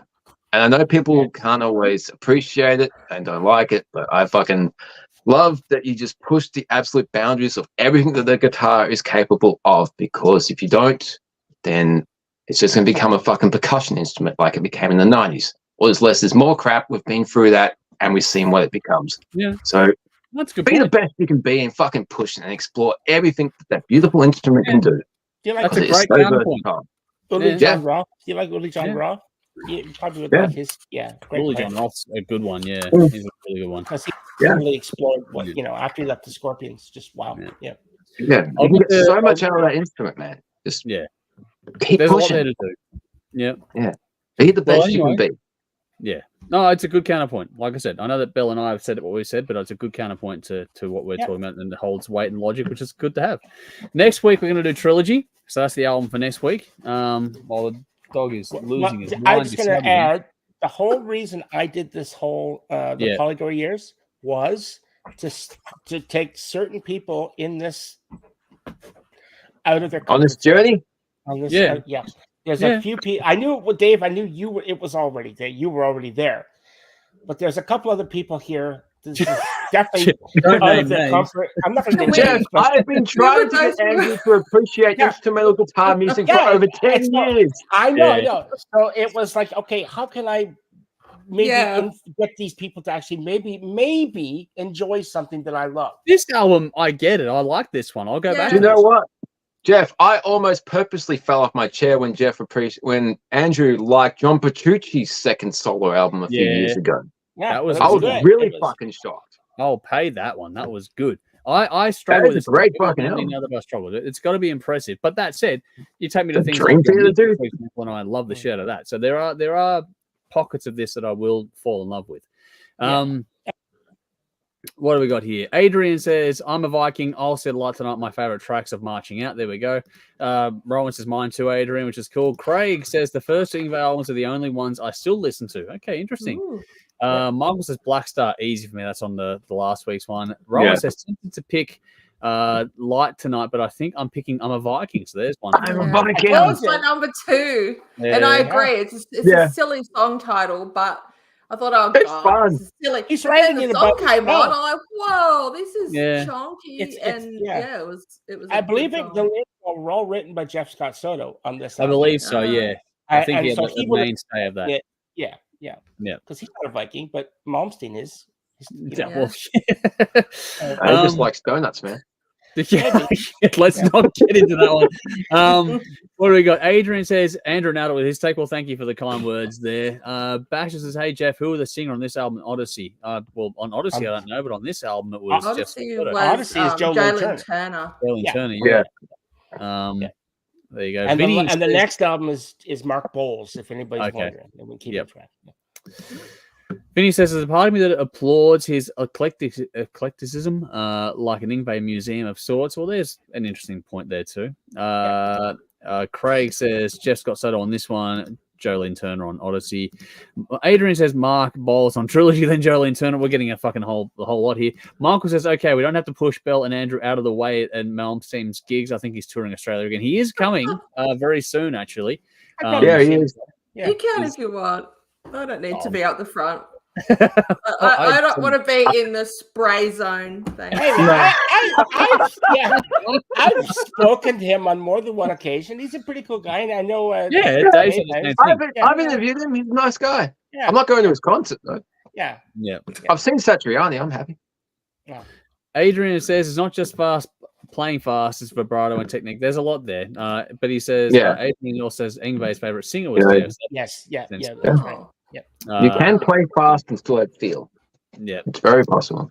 And Andrew's on the Dreadful Tides. Fire in the Hole is missing from this list. Well, we'll get there. I'm sure. Yeah. Michael says, Bell, Disciples of Hell, well picked. You've redeemed yourself. So there we go. There we go.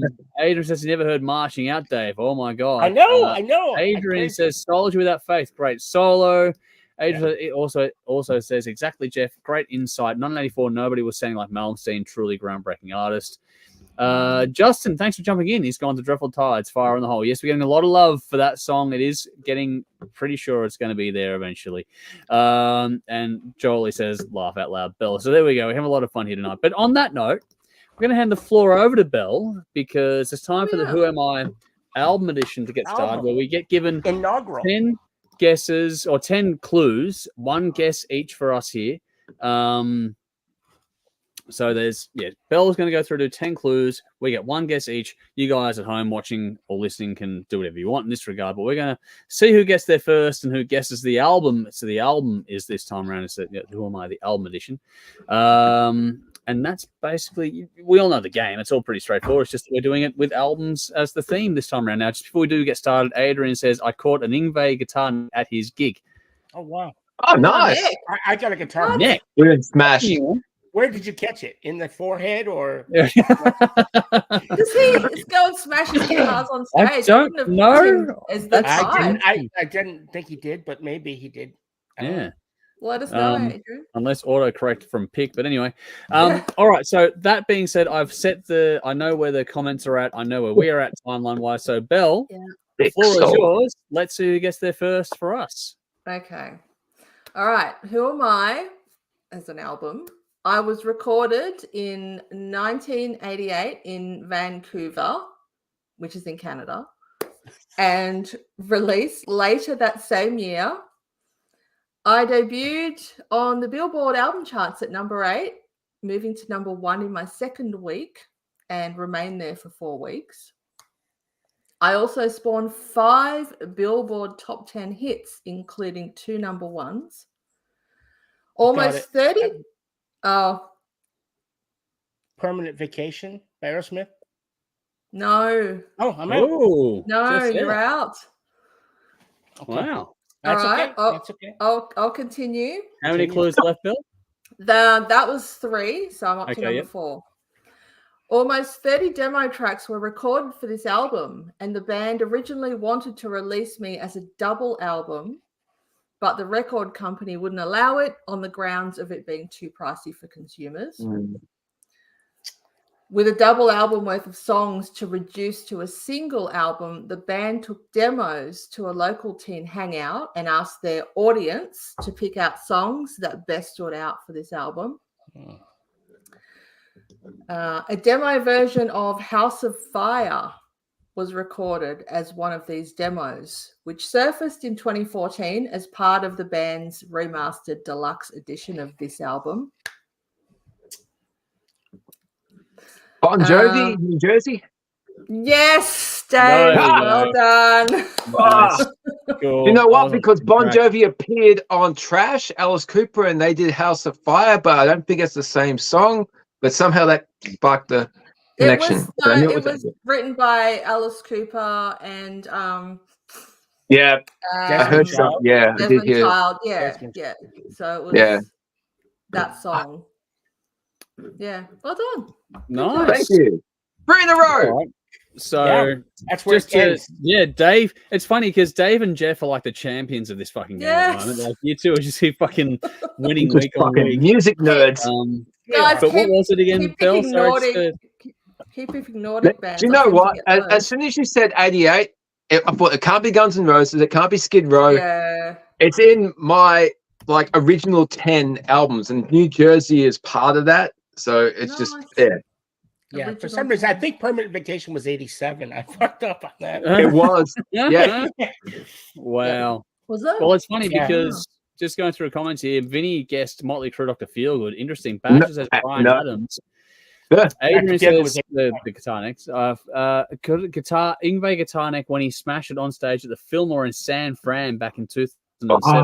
Fucking wow! No, I did that. Maybe someone threw a donut on the stage or something. Ask him, was it damaged enough that he? Because if it wasn't damaged, I would have fucking put it on a guitar for sure. Yeah, that'd be wow. Yeah, well, let us know. Was it damaged? Great souvenir. Anyway, Guru says off to Vegas, Dave. So there we go. Craig says, I knew it when you said double album, but I didn't want to spoil it. All right. We'll believe you. Adrian says, side note, I saw DOM Malmsteen 2000 at the Fillmore. Fucking wow. That would have been awesome. Nice. Oh, They recorded a would've been song, cool. Aerosmith, Dream On, Dio singing, and Malmsteen playing guitar. Do you know Dream what? On. That version fucking sucks. It doesn't Yeah, even it's come not- close to Steven Tyler. I'm sorry, I love Dio, but no, he doesn't even fucking yeah, lick Steven Steven Tyler Tyler's adds a foot. lot Still cool, of though. personality to that It's still song. cool. It would Yeah, be no, really that is great. Steven's song. Nobody can cover that fucking song. Mm. I've wouldn't heard even Unity come and close. Dio, but no. Yeah. No, I have to that's an hear it Aerosmith just song. You because cannot cover. now that I know it exists, I have to hear it for curiosity's sake. But Yeah, I'd listen, be give it a surprised listen, but yeah. if I prefer I it. think Tough it's good. to go close to Steven Tyler. But anyway, Dave, you're up next week. It'll be your turn next week. You guys will have the list of the order this goes in. But yeah, Dave's going to do Who Am I album edition next week. What do we got here? Craig says the record company also rejected the original album title, Sons Yeah. of Beaches. So there we go. Yes. Adrian says I had to fight the mob for the guitar next, or a mob, sorry, for that guitar next. Well done, Is it- dude. Anyone seen that video of Ozzy performing in Melbourne like 10 years ago when Zach Wild finished the solo to Paranoid and threw his fucking guitar out into the audience? Did they throw No. it back? Wow. The whole fucking guitar. Wow. It's a video of somebody like just follow this whole thing and then just everyone just pounces on this motherfucker. Oh my Wow. god. Yeah. That's not And, a you know, surprise. at all. Like a few years after that, I spoke to Zach on the phone. I did an interview Yeah. with him. I'm just like, was that planned or was this the spirit of the moment? He goes, I was overcome by erotica and sexiness. Yeah. Good answer. That's Zach. Guru says Desmond Child wrote half the songs for Aerosmith. Yeah. Yeah, later on, especially. Oh, Yeah, later on. Adrian says I cut my hand on that neck. Wow. We're Aussie for Like Michael says we're Aussie. The kid Nice. caught it and he hugged it Yeah. very, very tight. So there we go. Yeah, he There would, because we everyone go. fucking pounced on him. I've seen the video. Wow. Well done to the person that won that. Yeah. yeah. All right. Main event time. Let's get on to it. King of the Riff, 1990 versus 1992. This is round 5 this week. This is Persistence of Time from Anthrax going up against Wasps, the Crimson Idol. You've got reference tracks in the description box. You've got Anthrax, Got the Time, and Wasp, Chainsaw Charlie to go through. You should know these songs as well. You know the deal by now, folks. It's 1990 versus 1992. We polled the audience previously to get the top 10 albums from each year. We just put 1v1, 2v2, 3v3. This week it's 5v5, which is how we get to these little battles as we go through. Now, it's funny that Conrad not being here, we do know which way he's going, though. He's given us his vote, which is actually to start us off, one tick in the box for Anthrax from Conrad. So that's just to start us off there, just to get it out of the way. Conrad has gone with Anthrax, but Bill, you get to follow that up with going next. So which way are you going? Your thoughts on this particular battle? Which way? Okay. I'll share my thoughts. Yeah. All right. So Anthrax. They're a class act, and there's no denying they are skilled at their craft individually and as a band. But they take their musicality to the next level with this album. And spending time with this album over the last week, I feel like I've found a whole new appreciation for it. For me, as a general stance, thrash isn't about melody. It's about riffs and rhythm playing, about drum beats and aggression and groove. Yep. And this album is a masterclass in riffs and rhythm, working together to create a pretty fucking tasty platter of feels. Nice.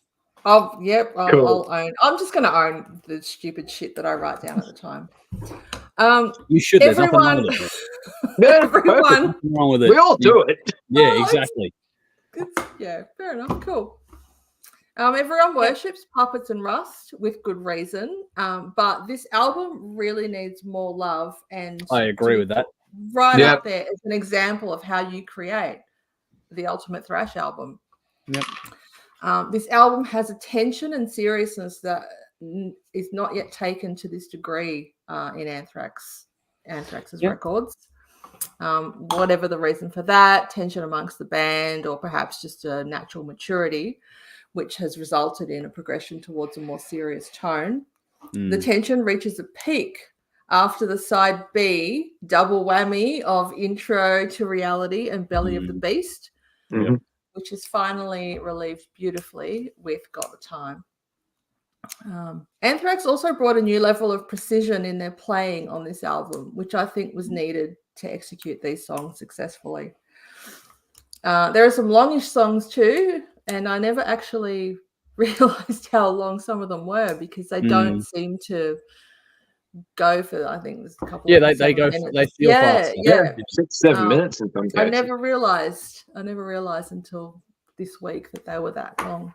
Isn't that weird? Because it's all about time, this album. Yeah. Yes. Yeah. Nice. There's point. something played on there. That's right. I like albums about time. There's one that came out last year that was pretty sweet about time, but anyway. Let's not go there. All right. Something I find whenever I listen to a full Anthrax album is that after you listen to it, it becomes your new favorite Anthrax album until the next one that you listen to. All right. So W.A.S.P, the Crimson Idol. Not going into the ins and outs of this because I did that a couple of times last year during the concept album battle. Yeah. And for those that weren't around or have forgotten, I loved it. And I chose it over Iron Maiden's Seventh Son of the Seventh Son.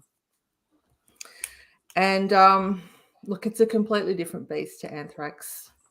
You can't compare these two albums, really. You just have to find factors in each that you enjoy more and hope it all comes out a bit lopsided. Yeah. Or you can go with what makes a greater overall impact to you. Musically, they're both brilliant and arguably each band's best album. One feeds my love of thrash, while at the same time piques my interest from a compositional standpoint. The other gets me going as a metalhead with its energy and raw emotive spirit. But since I have to choose, I'm going with Anthrax. Wow. Purely for its technical execution. Nice. Okay. That's 2 for Anthrax. If they get one more, they win this round. Let's see how we go because, Jeff, you're up next. Uh-oh. Well, here we go. All right. Where is it? There it is. All right. I had to make sure it was there somewhere. All right. Whoa. Dave just tripped over a box. Yeah. That door came off the hinge at last. Door, yeah. Oh, God. Yeah. Is that what that sound is? His door? That's what that door was. His door. Yeah. It sounds terrible. It's ready to fall off. It's going to fall. Oh, my God. He's holding it with wood. It's insane. Jeff, have we padded for you enough? All right. Yes, we have. Yeah. Cool. Okay. So we got Anthrax, Persistence of Time, which came out in, I believe, in 1990, and W.A.S.P, the Crimson Idol, which came out in 92. Yep. So it's been a while actually since we had Crimson Idol up against another album. That was obviously last year in the concept battle that we had. And last time, I believe, if memory serves, it lost a very closely fought battle against Operation Mindcrime. Yep. That's right. Yep. But this, however, is a new battle. Yes. This time it's up against what I think is arguably the best Belladonna album pre the Bush era. And now many would argue that point, but I think personally, I've always had a soft spot for this album. I think it's by far the most varied of all those early albums.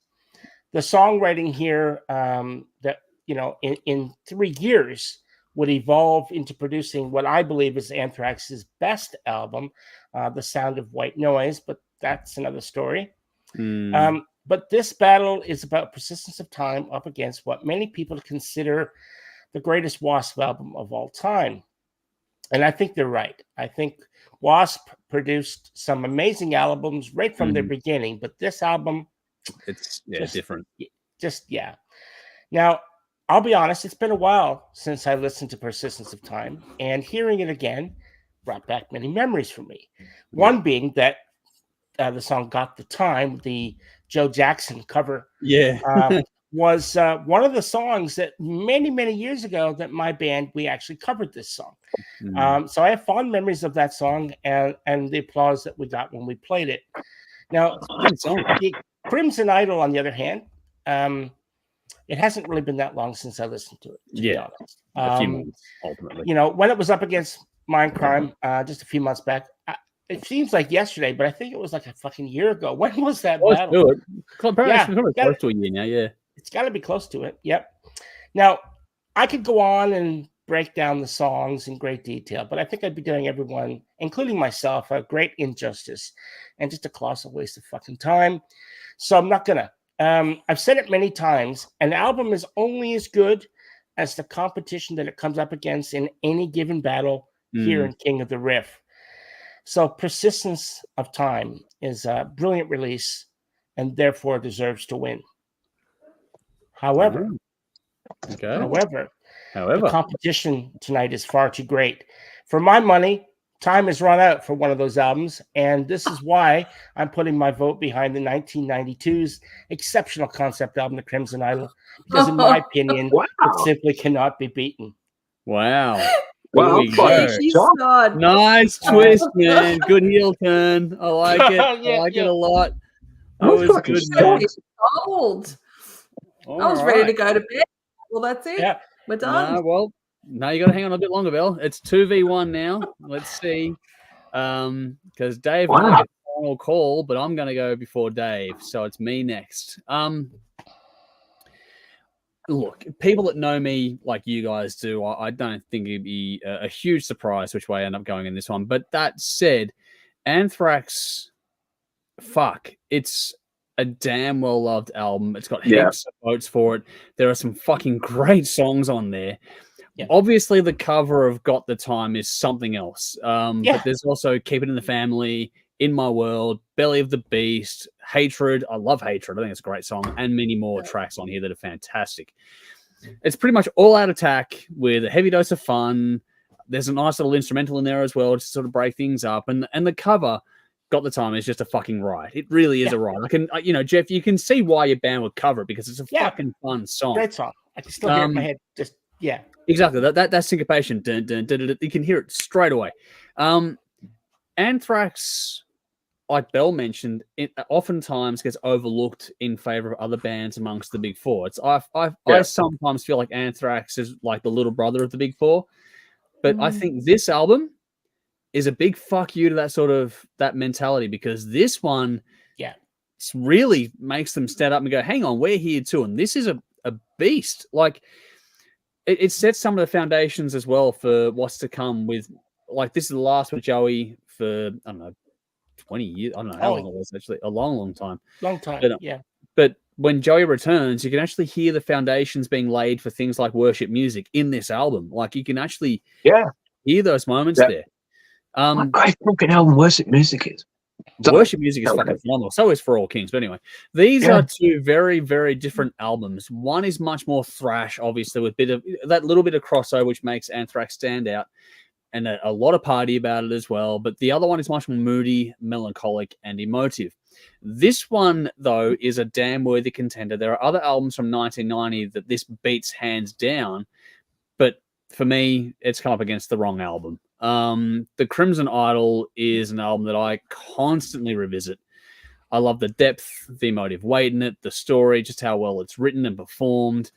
I think sonically it's aged better. I know there's 2 years difference, but I think it's aged better overall than Persistence of Time has. I think maturity-wise, it's certainly got that on there as well. And the flip side to my argument here is that the biggest song from the Anthrax album was a cover of a Joe Jackson song, which is kind of an interesting footnote on this one.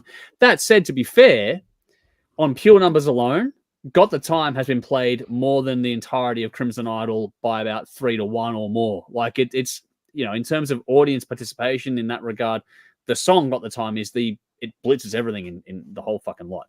I think that's the weak part of the album. Yeah, it doesn't mean it's the best. No, but it's the one that cut through. Yeah. I'm just making a point. I know what you mean. And it worked at the time, but that's the low part of the album for me. I think it stands out in the wrong way on the album for me too when you listen to it in the whole context of things. But I'm just saying, in terms of pure numbers, and people will make their arguments, I'm saying that Got the Time for me, it's the biggest song on the album, but it's a cover song. But that said, the amount of times it's been played blitzes the entirety of Crimson Idol in terms of just popularity. So it's a timeless version, regardless of what we think about it on the album context. But for all the emotive weight and darkness I've mentioned on the Crimson Idol, there's still plenty of attack in there. You know, there's things like Invisible Boy, Chainsaw Charlie, Dr. Rockter, but then you got other ones too, like I Am One, The Idol, Hold On to My Heart, and I could go on and on about it, but I won't. I think music, especially when we do these sorts of things, is an entirely personal experience. No matter how many people listen to the same album, they'll hear something different to themselves each and every time. It'll impact or connect with people in different ways. No matter who you are, you will find something in every album. We can agree and disagree all we like, but it is such a personal experience. The reason why I make that point is because in life, you come across albums that always make you fall in love with time and again, no matter how much it'll break your heart to do so. For me, the Crimson Idol is one such album. It's truly special in how it always makes me feel the same things time and again while still finding new hidden joys year after year. I've said it before, that if you've ever been somewhere truly, truly dark, then I think this album will most likely speak to you in ways that few others will, and will hit you in ways you don't expect. This album, for me, beat Pink Floyd in a heart-wrenching decision in that last concept album out. For me, this is nowhere near as challenging. I love Persistence of Time. I think it's a fantastic album. But in fact, for me, this was no challenge at all. It was easy. As soon as I heard them both back to back, I've gone, no disrespect to Anthrax, but I love the Crimson Idol with all of my heart. And like I said, it keeps breaking your heart whenever you go back to it, but I just love it. And it's one of those few albums that will bring me to tears every fucking time. So for me, it's going to win. And I don't think it's a surprise, like I said. So we'll see how we go. But my winner is W.A.S.P, the Crimson Idol, which makes it 2-2, which mirrors nicely with the audience as well, which means, Dave, for 2 weeks in a row, you get to be the deciding vote, which is interesting. So with that said, the floor is yours, my friend. This is actually really, really fucking painful and hard. I'll start with Persistence of Time. This album is fantastic and often overlooked. I don't know why. There is not a bad song on this album. The production's fantastic. Everything sounds great. And this is actually a really special album to me. I wish I still had my original fucking cassette. Because I was 10 years old when this came out, and I was already a massive Anthrax fan. In fact, Anthrax were the first of the big four that I was listening to. I already had State of Euphoria and Among the Living. I fucking love this band. Along with The Razor's Edge, Persistence of Time is probably the first of the two albums that I ever experienced that whole countdown and anticipation to new music. That whole feeling of, because I was already fans of these bands, Anthrax and AC/DC, and they're releasing new albums. It's that first time where I gotta have my $5 a week pocket money saved up so I can buy these motherfuckers when they come out. And I'm 10 years old, man. This is like 34 fucking years. Like it's such 34 years fucking later. This is such a big part of my life. Obviously, for those who know me, I was a big fan of Guns N' Roses, Skid Row, Aerosmith, Motley Crue, Bon Jovi, Poison, Warrant. And it was all about sex and partying. And to this day, I still love those albums and those bands. It's all just harmless fun. But Anthrax were that first band that I started to notice there was some real substance to the lyrics and the song themes. And it's possibly because they have a habit of asking questions in their lyrics. And even as a young kid, it got me thinking. And it's probably why I love lyrics so much to this day. And this fucking band, this album and the two that came before, it really gets you thinking because they ask really intelligent, smart, and important questions. And, you know, and with this album, compared to the two previous, it's less inspiration from comic books with Judge Dredd and the Law, less inspiration from Stephen King with fucking Among the Living, The Stand, obviously, and Skeletons in the Closet, Apt Pupil. This one's the human side of the real world. Yeah, they're fucking focused. And this is what metal will become within the next 10 years. The human side of the band is gone. They're focusing on paranoia, isolation, death, tolerance, acceptance, peace, racism. They've touched on that in the two previous albums, but they're really fucking digging in with these two. It's real life stories, and it's still allowing the listener to ascribe their own meanings to it, which I was doing at 10. I was a fucking weird kid. Really fucking weird. We all were, man. That's why we're all here. I reckon. We are unique motherfuckers, aren't we? Yeah, we are. Okay, this album is darker, heavier, and more focused and serious. The songs are noticeably longer. And today I was inspired. I want to learn some of these fucking songs. I've learned stuff from Among the Living and State of Euphoria, but much like Bell, I've spent the week listening to this album, and it's fucking brilliant. It's a great album. Seriously underrated. And when Bell said it should be alongside mention with Puppets and Rust in Peace, Among the Living gets that credit a lot, but this album, this is a fucking masterpiece. And so checking out some of the tablatures, a lot are in standard tuning, a lot are in semi-toned down to E flat. Keep it in the family is semi-tuned flat and drop D. Yeah. This is at least 7 and 8 years before new metal made that cool. Yep. And if you check out some of the other riffs that they're doing, they're not just chucking on the open E string, they're putting other notes in there, which is what bands like Lamb of God and Trivium will do 15 fucking years after this. This is well ahead of its time. This is like fucking Jimi Hendrix doing the solo on House Burning Down, which is like Eruption 10 years after that. Yeah. This is like what Van Halen brought to the fucking 80s. So this album should not be overlooked like it has been. Yep. It is fantastic. The Killer 1-2 Punch opening of Time and Blood, they're long songs, but those two songs just flow perfectly into each other. Yeah. They do. And the closing 3 songs, much like the closing 3 songs on Among the Living, are underrated, and everything in between is fucking perfect. It's killer riffs, drums are awesome, Joey sounds fantastic. He's actually bringing some rap into his delivery, which once again is a precursor to what's going to happen 10 years from now. This is 1990. The bass intro in God the Time is cool, so everyone in this band gets a chance to sign. This album is fucking fantastic. It's a shame it's going up against this. That's what I said. Wrong place, wrong time. Yeah.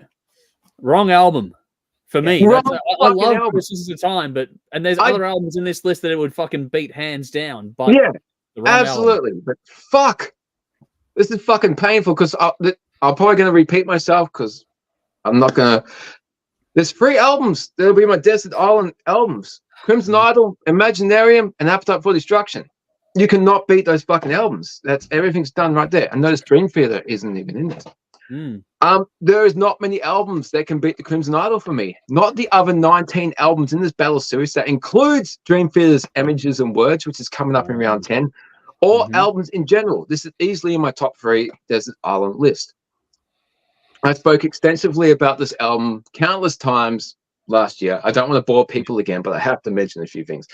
Every time I listen to this album, I find new things, and there's just so much to appreciate. There's so much metaphor, symbolism, emotive content, and it means even more to me now than it did last year. And fuck, I've never stopped listening to this album since I discovered it. I wish I had listened to it 30 years ago. Because instead of a guitar player, I'd probably be a drummer. Because the fucking drums in this song, in this album, are fucking amazing. They really do push this along. They do. Yeah. It's so much energy. It's a concept album. So as far as storytelling go, we have backstory, environment, motivation, ambition, characterization, struggle, torment, uncertainty, euphoric highs, and crushing lows. The mood shifts can be sudden or gradual, or they converge on that very fine line in between the two. I hope everybody has not felt that. But if you have, how the fuck did Blackie capture that? He's so underrated. He's the guy who gave us Fuck Like a Beast, and some people will never let him live that down. He's capable of so much more. And somehow this covers the broad range of human emotion perfectly. It's all achieved through music, lyrics, and performance. Blackie's lyrics are excellent, and his emotive singing brings everything to life perfectly. If you get it, then all I can say is, I'm sorry, and I know how you feel. If you don't get it, you're probably better off and a lot happier than I will ever be. That 1-2 punch of the Idol and Hole into My Heart, man. Yeah. And the closing misconception of me. Yeah. Yeah, when I first discovered this album, I would listen to it every day, and if I couldn't, it was that song I had to listen to. Yeah, because that song is fucking perfect. Yeah. Musically, the recurring themes brings you into the character's mindset, and the slightly altered lyrical themes as the story progresses shows the change and the growth. The solos are fucking excellent. The drums are brilliant. And as mentioned, the lyrics and the vocals are perfect. It all comes down to that dramatic climax with the great misconception to me, which is like a drunken 1 a.m. therapy session on the bathroom floor. If you know, you know. If you don't, yeah. Now, I'm a massive Dream Theater fan, but I will always prefer emotive content and storytelling over technical ability. This album is fucking flawless. I cannot fault it. It's brilliant. Blackie achieved something truly exceptional, and it's nothing short of remarkable. So, yep, have to go with the Crimson Idol. I'm sorry I crapped on so much. No, that's fine good. because it's remarkable how well, if I'm still with us here, that has captured. I think this battle between us has captured what was in the audience. But Belle knows this as well as I do. But there's actually more to the story that Belle doesn't know, because the winner of this one was decided by one vote. And and since Belle sent me the count, there was one more vote on each album again. So it was a tie for a little while, and then another one came through to put it back to where it was, kind of thing. So Belle sent me through the final count. There was one vote which made it a tie, and then there was one more which actually put it back to where it was before. So it really is. It just goes to show how tight of a battle this. They're two different albums, but just the reaction they inspire from people, the reasons why people chose their albums, like going through the comments, was really interesting to see why people chose what they chose. And I encourage everyone, when they get involved in these little polls, to give us your reasons why, because it makes it really interesting to go through. I love it. Please do. I love it to bits. I really, really do. To get to the point, it was W.A.S.P that won for the audience as well by one vote. Still, with all that being said, so it was one vote to them, one vote to us. So we're still on track, believe it or not, round by round, exactly with the audience, while the dog is losing his mind on the bed beside me. So we're 3 albums for 1992, 2 albums for 1990. So it's still neck and neck the whole fucking way through. Keep going. We haven't got a winner yet. So you're welcome. Because it's a first to 5, isn't it? Yeah, first to 5. If we go to 9 rounds, first to 5, 10 being like a bonus round. So we're still got a long way to go, and it's going to be interesting because next week's battle is Alice in Chains Facelift going up against Black Sabbath The Humanizer. Oh. So wow, it doesn't get any easier, folks. And I think the deeper we go, the harder this gets. If not bad, wait till round 7, folks, because that's going to be a doozy. Because what's that one again? That is going to be AC/DC The Razor's Edge versus Megadeth Countdown to Extinction. Fuck.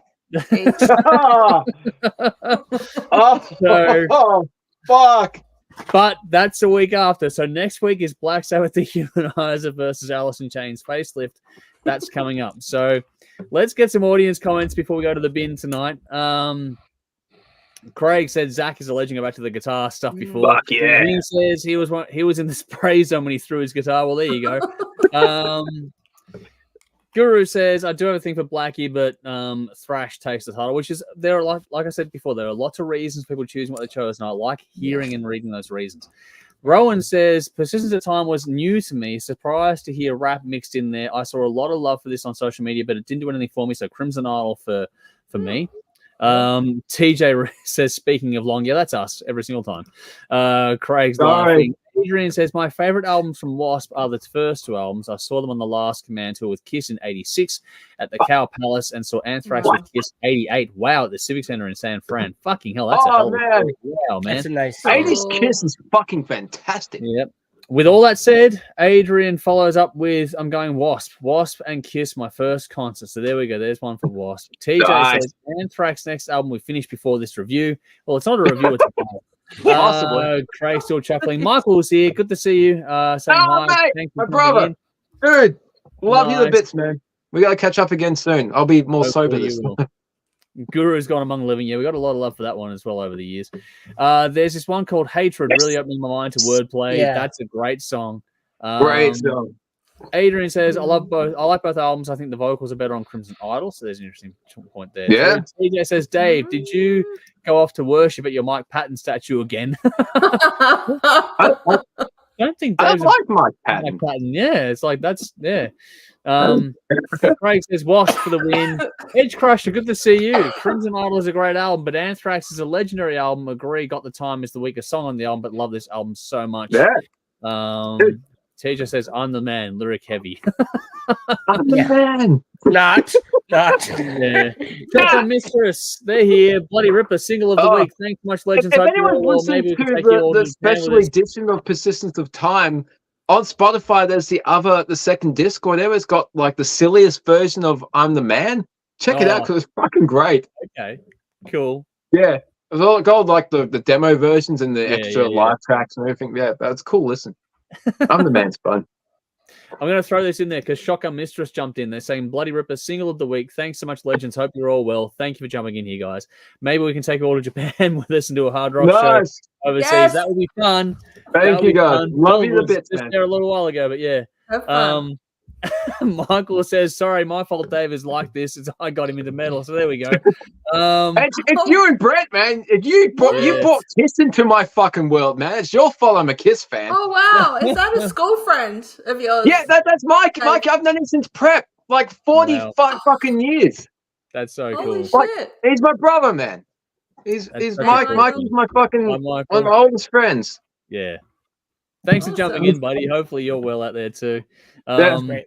Andrew met him at my party last year, my birthday party. No, he's a top bloke. A lot of fun. Yeah. Kura says we were, mate. I don't know what we were anymore, but we're losing track of time. DJ says Blackie's voice is monstrous, unique, and instantaneously recognizable. I agree. Yeah. Dude has so much personality and emotion in his vocals. Basher says drumming in Crimson Idol is fantastic and resemble Keith Moon. That's a hell of a compliment. Yeah, that's a decent fucking comparison. Here we go. TJ says facelift easy. Well, we'll get to that next week. Vinny says the deeper we go, the harder it gets. Now I'm in the spray zone. So there we go. It's like he knows me, and I don't know why. I know. Michael says would have gone Anthrax, but after concept battle went W.A.S.P. So there we go. Whoa. I wonder why. Interesting. Yeah. Let us know why. But then Guru's gone. Scott Ian's book, I'm the Man, bought it in New York City, 2015. Fucking wow. There's a lot. I'd love to read that. So much fun. I want to read it. Name drop it. I've actually spoken to Scott Ian on the phone. I did an interview with him when he did that. So, he was good to talk to. Spoke to David Ellison too. He didn't jerk off while he was talking to me. I don't think it wasn't a video call, but you never know. We'll find a way to get all these things released in some way, shape, or form. But anyway, let's get out of here. We're going to go to a beer and then go home. So we're at home, but log off for the night. So, like I said, next week is Facelift versus Black Sabbath Dehumanized. But for now, let's go to the bin and get out of here. So, Jeff, what do you got? What are you putting in the bin? The same as I fucking played last week. My fucking guitar. Or my car. My guitar. How do you mix up your guitar with your car? Well, it rhymes. I guess guitar. I was just looking at my guitar. It was lovely. I drove both pretty hard. But I got a guitar right there. Got one behind me. Wow. Do you ever drive your guitar one-handed, man? Yeah. But so I've got to go. I got to go in the city tomorrow. I got to take fucking. I got to take public transport the whole fucking way there. That hurts. Oh, I hate that. Me. So I'm not. I like the train. You can just sit and read. Just read a book. I suppose. Could do something. And then you won't want to get off because you want to keep reading your book. It'll be fun. Yes. You don't. Fuck it. I put my bookmark in. It's a hassle. Yeah. First world problems. But you've been, Dave. Yeah. Putting bookmarks in a book. I hope the book loved it. That's your problems this week. Oh, wow. Here we go. Let's not get into euphemisms. Like, take the bookmark out and put it back in again. Yeah. Jeff, is there anything else you want to add to this? Well, yes, actually, there is. Now, okay, for those of you guys who don't know, I like to give. And so I sent Andrew a really nice present, a book recently. I wanted Andrew to read the book that I sent him because I'm that kind of guy. I'm thoughtful. You are. You are, man. You are Right, very, absolutely. very And, giving and I was thinking, and Andrew, helpful. Andrew, if you can find it, maybe I've it's got to beside find it. I'm underneath moving your around. pillow. It's under your pillow. You've been reading It's it at it's night. probably propping up Oh, his cool. set, man. He shoves it under his desk, so Oh, fucking hell. I'm sorry. This is a heartfelt moment, and I'm being a cunt, and I feel like a shit. I've put Andrew on the spot now, so he's like, Clearly- "Oh fuck, where is it?" On the spot, man. Yeah, and Andrew's speaking. Fuck, Dave figured it out. I'm using it to prop up the desk, and Yeah, Watch his monitor just go. he's got to run outside to the bin. He's throwing it away. He's like, "Fuck this thing, I'm getting rid of this." What's the? oh man, book like? you ruined the whole show, man. What do we do when the host leaves? Like, I also I don't know. bought I didn't a actually. book- I didn't. Andrew, you can come back to it. Just forget it. I don't know where it went. I have Okay. it. I have it. I don't know where it went. All right. you killed a snake, or So, yes, No, not this time. so that's my bin. So Andrew, because he couldn't find the book, that's my bin. Anyway. Okay, fine. I'll get it for next week. I fucking had it No before. spoilers. Where No did it spoilers go? for anybody. We'll, Yeah. Yeah. There is a point to this story. We'll finish it off next week. So there's a cliffhanger for everyone. Yeah. Tune in next week. Belle, what have you got for the bin this week? Okay. Look, I could have gone really dark this week. And I thought about it, but I won't. Okay. So instead, I'm going to put my cold sore in the bin because it's fucking annoying Yeah. and painful and ugly, and they just suck, and they They're just not fun. hang around for too long, and Yeah. like they go right in the corner of your mouth, and you know when you use your mouth, right, to talk, to eat, to Masticate. Yeah. to do things. Oh wow! Well done. Anyway, Dave. and it splits. Like it Yeah. just it splits a couple of times a day, and it stings. So Yeah. cold sores in the bin. Yes, I agree. Nice one. Easy. Dave. Yep. Over to you, Dave. am I next? Yeah. Okay. Yes. I got a few. Okay. Now, firstly, the stupid cunt who rode his fucking bike across the intersection after the light had turned green and there was a big white fucking van next to me and I almost ran this motherfucker over. Wow. Yeah. Well, my light is green. If I floored it, you'd be dead. And I did accelerate and then I slammed on my fucking brakes because I saw you. You're lucky, but Did you're the car shake? stupid. Oh, yeah, it shook. Like, fuck. Like, seriously, you do not just blatantly drive across an intersection when the light has already turned green for the cars to cross. Stupid. And updates for technology, phones, computers, because you killed my laptop for some reason and fucking Windows is dead. Hopefully it gets fixed. And sewing needles. I made it work, got me some new patches, and I found when I went to my trip from the Dandenongs. Then I got Zeppelin now, and I got Bowie. Yeah, no one's seen the back. It's been a while. I got these for Christmas. Like my first fucking got Skid Row. Skid Row. Nice. Cool. Yeah, Aerosmith, Motley, and Def Leppard, like the early ones. And yeah, got to point it out. Deathgasm. Thanks, Belle. That was fucking awesome. Iron Maiden and Finn Lizzy from Nudes for Pull the Plug patches. That shit's fucking cool. I got to finish that video too. But anyway, recently I got Zeppelin and Bowie, but this is right on the fucking hem. So I've broken a bunch of sewing needles because it's really fucking hard sewing through this part. So yeah, there's a sewing kit that's missing a few needles. So because they're missing and they're broken. So don't make a comment, people, because I'll be in trouble. It's the guy live But I was streaming. determined to finish this, and it happened. But fuck, these little things just break off where you put the through the eye. But yeah, I won. They're on, and I've still got more to put on because there's a guy at work in the Metalhead, and he like buys bulk. He's like, "You want any of these?" And I'm like, "Oh shit, yeah, I'll grab this, I'll grab that, and I'll grab the Stranger Things for Jade." And but Yeah, cool. lots of cool stuff to add, but yeah. Buy some better needles, Dave. Buy some. I'm going to have to because heavy these duty. motherfuckers. Buy needles that say on the pack designed for denim. And Yeah. Yes, gonna have to because like I've never broken a sewing needle. I sewed every fucking patch on this myself. I've never broken the needle before. Yeah, but when you get through more than one layer, it's a pain in the ass, man. It's like this is where the really pockets thick are and things. Yeah.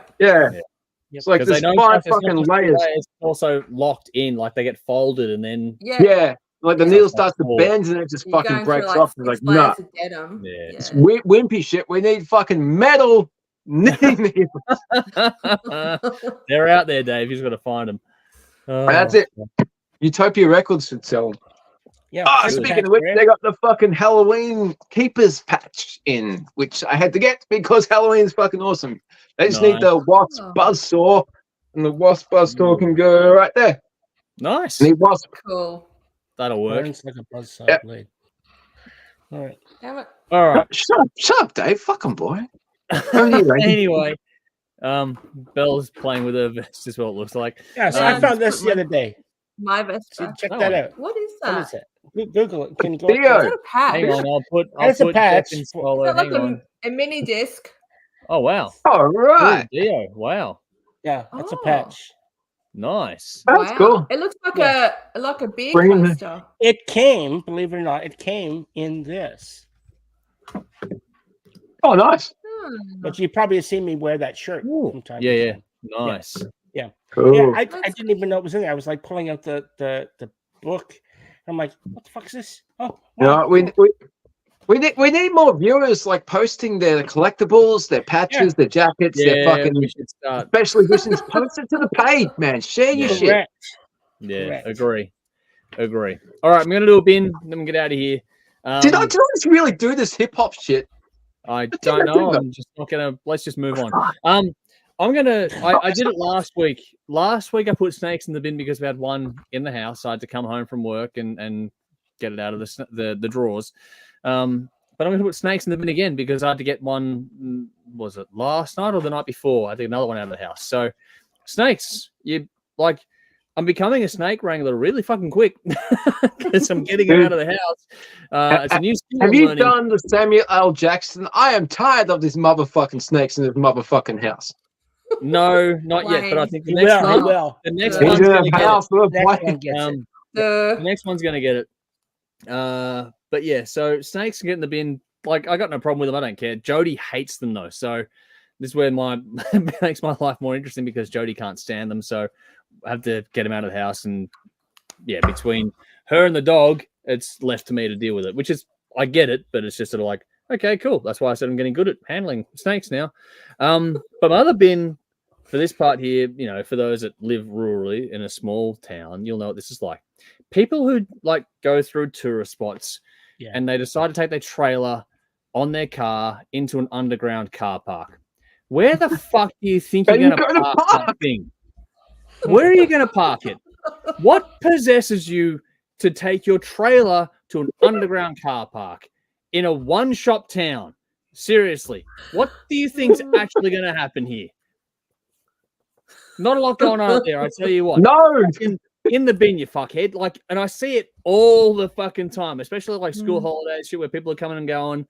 It's just like, what are you doing? You can put this fucking cage trailer in the fucking... Where are you going to park this fucking thing? And they also have this, the main street in town is a one-way street. The only place they're going to park this thing is in loading zones, but they still fucking drive this thing down there. It's like, what are you doing? There is nowhere for this thing to fucking belong. Just go somewhere else. There's other places to park these things. You don't have to go down the main street. You don't have to go to the underground car park. You can get by.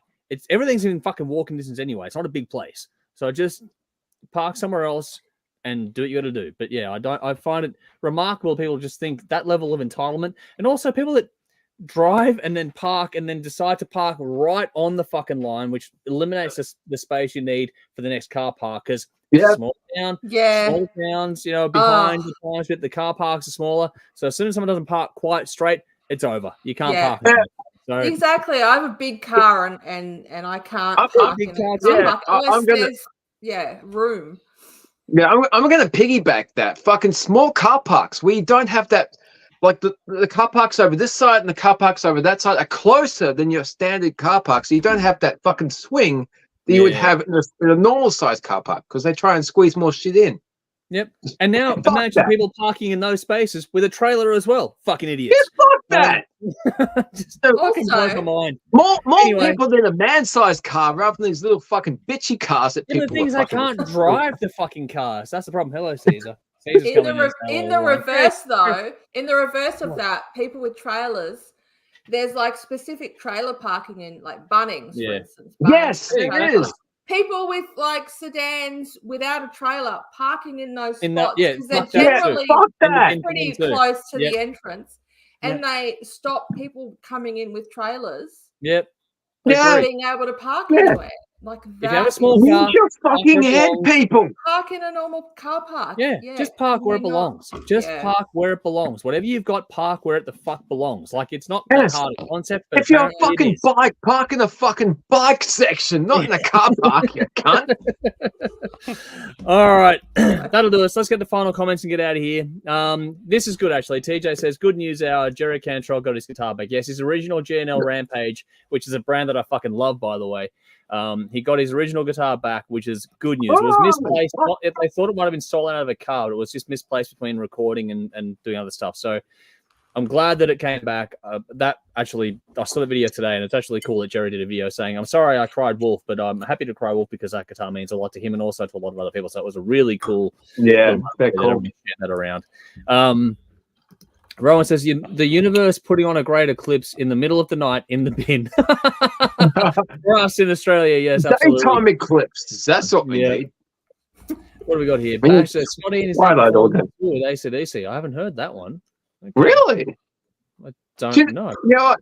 Scott Ian is a massive AC/DC fan, so that'd be cool. Don't know. Yeah. He said the best he ever saw them was with Axl. Yeah, well, they're going to do it. They're touring Europe now, so we'll see what happens after that. Hadrian says Andrew lost the book. I've got it. I just don't know where the fuck I put it when I moved everything around. It's propping up the desk. Yeah, no, it's not. I know it's not. It's actually over there. I've got to dig it out. I'll have it ready for next week. Vinny says my bin I'll be on repeat next week using the term sprays, and every chance I get, my ex is down in the spray zone. See, it works. There we go. I hope it works, Vinny. I hope it Guru works. says drive-by spraying. I don't know. TJ says no, he's not Basher. That was on April 1st. Piss take. Okay, there we go. That's why I hadn't heard that. There we go.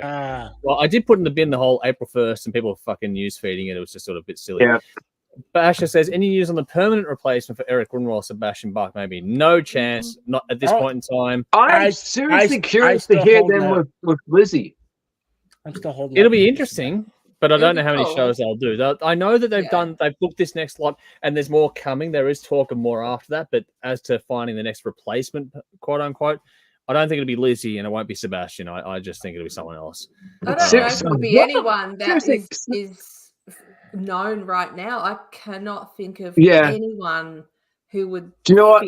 If Skid Row were going to reunite with Sebastian, it would have been when Guns N' Roses went out on the Not in His Lifetime tour 6-7 years ago, because they were going to be the permanent support. They would have made fucking millions, and Snake still held out. Yeah. Yep. So it's not going to happen. As you get older, you know, grudges fade away. I know. You know what? You know, you don't have to marry the guy. You don't have to fuck him. You just have to get up on stage and play some music. But it's not going to happen. For whatever reason, Snake hates him, and it's not going to happen. Get over it. And it doesn't seem like Sebastian. I mean, he's a charismatic guy, but it doesn't seem like his personality has adjusted such that it would suit. No, but he's a full-on guy. He's entertaining. He's charismatic. That's what he does. And for some reason, Snake doesn't like that. But it transfers to his personality off stage as well, I think, which is the problem. And I fucking love it. You've got to be that flamboyant front man if you want to front a band like Skid Row. And it worked for so many years, and now it's suddenly Snake's a cunt. So it's all on one dude. I don't know about that. I think there's a bit of give and take each way on that one. I don't think it's one person. I agree. Yeah, I think Sebastian has been willing for 20 years. Yeah, but willing on camera versus willing behind the scenes are two very different things. So he knows what he's worth, man. He knows what he's worth. Do you know how much money they would make if he came back? They would exactly. They And fucking- 6-7 years ago, if they'd been the main support for the Not in This Lifetime tour of Guns N' Roses, they would have made fucking billions. Yeah, don't know about that, but they would have done all right. They would have done pretty fucking well because that how successful was that tour in hindsight, man. Yeah. All right, I'm gonna keep us moving on. What do we got here? Guru says, "Oh my god, my dog is gone a moment." Well, I don't know what my dog's doing. Michael says the dog handed his homework, Jeff. Vinny says your masticating isn't on point, Bell. So there we go. And Sorry, Vinny. I'll he's try gone. harder. Great seamstress, Dave. Bash says nice jacket. I'm a great Dave. sewer. We'll get back to that one. I fucking love it. Guru says a sewing confession, cool. TJ says the hard sew show. Well, there we Yeah. go. Nicole's It's here. so You can see I good. use leather needles to sew patches on. That's a good point there, Nicole. Yes, good one. Leather needles. Leather needles, they are a thing. Oh, they're not Guru made says- out of leather. They're designed to go through leather. Yes. Okay. yeah, they're Yes, tough as yes, Dave. shit. They're meant to. Confused. Guru says denim and leather Saxon next week, a sewing convention. There we go. And that's Rob Halford, All right. dude. Sally says, in the bin, the dude that delivered my groceries put the bags made of paper out in the wet instead of under the fucking cover. Dick, that's just What? stupid. Hey, Isn't it? I haven't done Uber Eats in ages, so you can't blame me for that shit. Do you know I- what this? I'm in Queensland. Don't blame me. You deliver. Okay, now how often when you deliver food, Andrew, for somebody, whatever, All the do you time. put it? Exactly. Now, how often do you put it right in the fucking door so they can't fucking open the door? I'll No! tell you something funny. Because I do DoorDash right up here. It's the only Yeah. thing that's fucking viable, right? So That's dumb. the way it works on DoorDash is the driver gets a photo of what someone else has delivered prior to you, like as a reference, like go to this place and look Yeah. like this. The amount of photos I get that show someone doing exactly what you're talking about, I'm like, what the fuck are you people thinking? No, you don't I put it in know. front of the fucking door. They can't open it. Use your Exactly. brain. What the fuck is No, wrong it's with gonna- you? Look at the no, images. just It'll do tell you it. when the door opens, and you can just fucking work it out from there. Just leave enough room for the door to swing. Fucking idiots. Just It's common sense. That's No, dumb. not common, Dave. Not common anymore. Apparently, It's not hard, but apparently it is. Yeah. Anyway, Rowan says, how did this turn to the Martha Stewart sewing hour? I don't know either. Michael says, so Dave, you need my Kiss patches and Van Halen. So there we go. Fuck, bring it, dude. Bring it. Vinny says, I thought it was an Respect, unused dude. condom for a moment. Jeff, back to the book, I assume. Guru no, says, that got a thing I was huge holding metal up. buy a book collection and pictures to show for it. Awesome. That'd be cool. But also parking murder is a thing. It's going to be. Adrian says, Andrew, are there any kangaroos nearby? I watched a video when this guy punched a kangaroo that had his dog around the neck. Seems like kangaroos would be dangerous. Not kangaroos here. We have wallabies all the time, though. Caesar tried to chase one the other week and hurt himself. Not the wallaby didn't hurt him. He just slipped in the wet fucking ground and hurt himself. The old man. He's like 9 years old now, so he's a bit old. But yeah, we have wallabies. We have a mob of wallabies that are quite frequently in the area. They're actually getting quite comfortable with us. We can get within like a couple of meters of them and they don't run away until we get like really close to them. So they're we have all sorts out here. We got an echidna the other day and stuff. So yeah, it's all happening. It's all different up here. Yeah, but we do get wallabies, not kangaroos, but kangaroos aren't far away. Like it's only this little pocket, but they're like within a few hundred, like within a few K, I'd have kangaroos, no problem at all. Bash says, some people, man, my thoughts go to strike first, strike hard, no mercy. There we go. And TJ says, Lizzie can sing, but a version of Slave to the Grind sounds like an angry wife screaming. Well, there we go. That's possibly a thing. But I've not had to go through that. So I'm pretty lucky so far. All right. On that note, we're going to get out of here before it hits midnight. So thank you all for joining us. Thank you for the commenting. If you're joining us later on after we've finished the live, then we appreciate your time. Check us out on telly, 10:30 p.m. Thursday nights, Channel 44 Adelaide, 10:30 p.m. Saturday nights, Channel 31 in Melbourne. We're bringing interviews back. We changed the format. It's going to be a lot of fun over the rest of the year and going forward.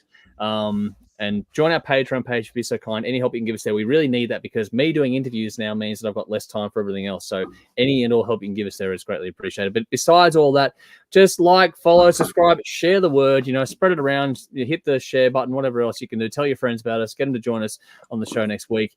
And we'll have a whole lot of fun as things move forward. A big thank you to Jeff, to Belle, to Dave for joining me for the stream tonight. Thank you one and all.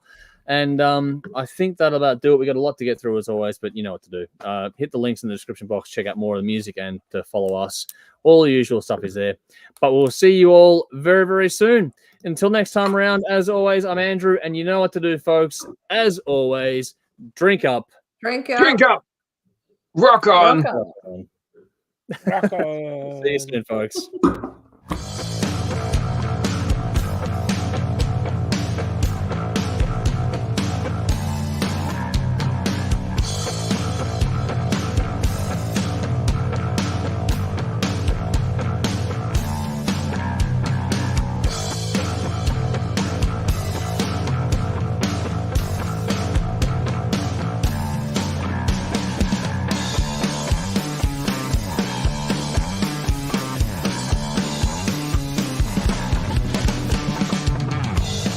B.